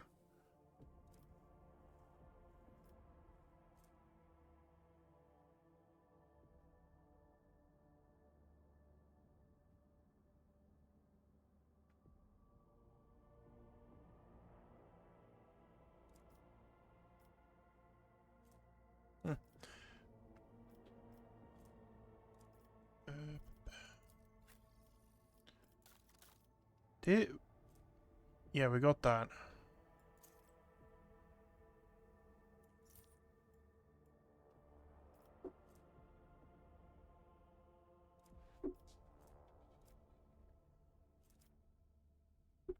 Okay. Oh, let's repair as well. Contracts.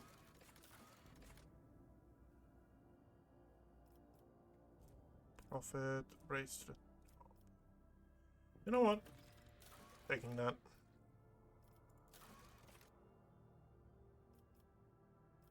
Provisions. Yep. Last steel. Yep. Promethium. 4 people, we have 21.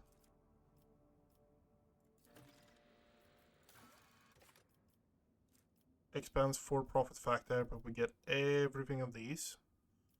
No, I actually want to keep my profit factor right now.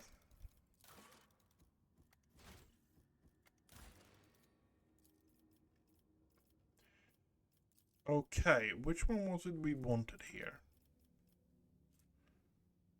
Against Rogue Trader.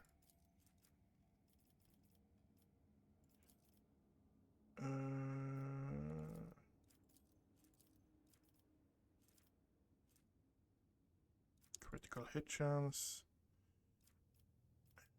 This one is not really that useful. Price is a bit too steep for me as well. The question is here, righteous or that? I think we're going for this just for the rep. This buff against demons. Don't think it's great.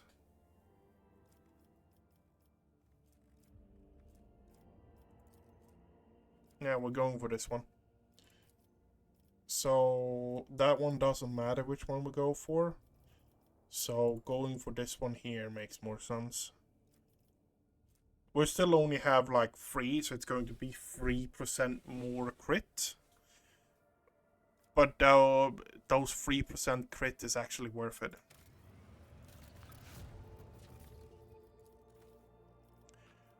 So Janus is finished there. Janus is finished with that.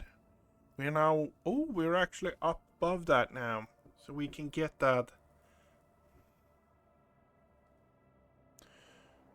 Is increased by 3 to there.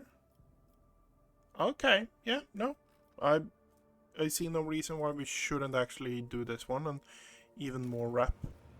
Plus. Kiva Gamma. You need 5 more efficiency. Oh, we're actually we're low on plasteel for the first time throughout this whole playthrough, pretty much.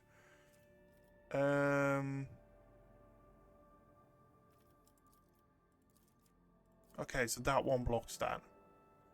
But honestly, yeah, no, that 100%, that is absolutely worth it.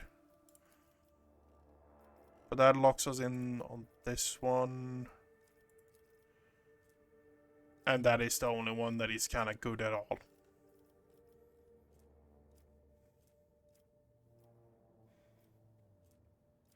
Yeah, it's the only one that even is remotely good here. Profit factor, complacency, power plating.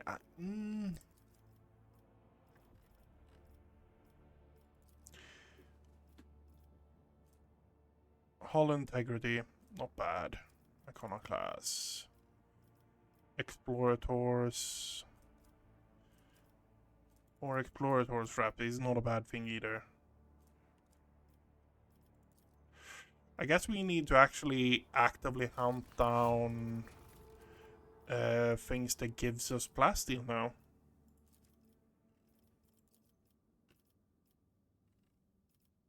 Yeah, it might actually be time for us to actively hunt down the things that gives us plasteel.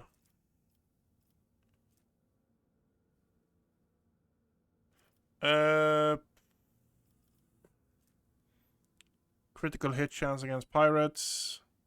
Scrap from winning battles. Which one do we actually...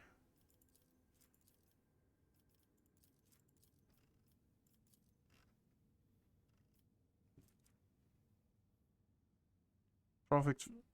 Scriptum, Scodum, 4 times food, efficiency, complacency, profit factor.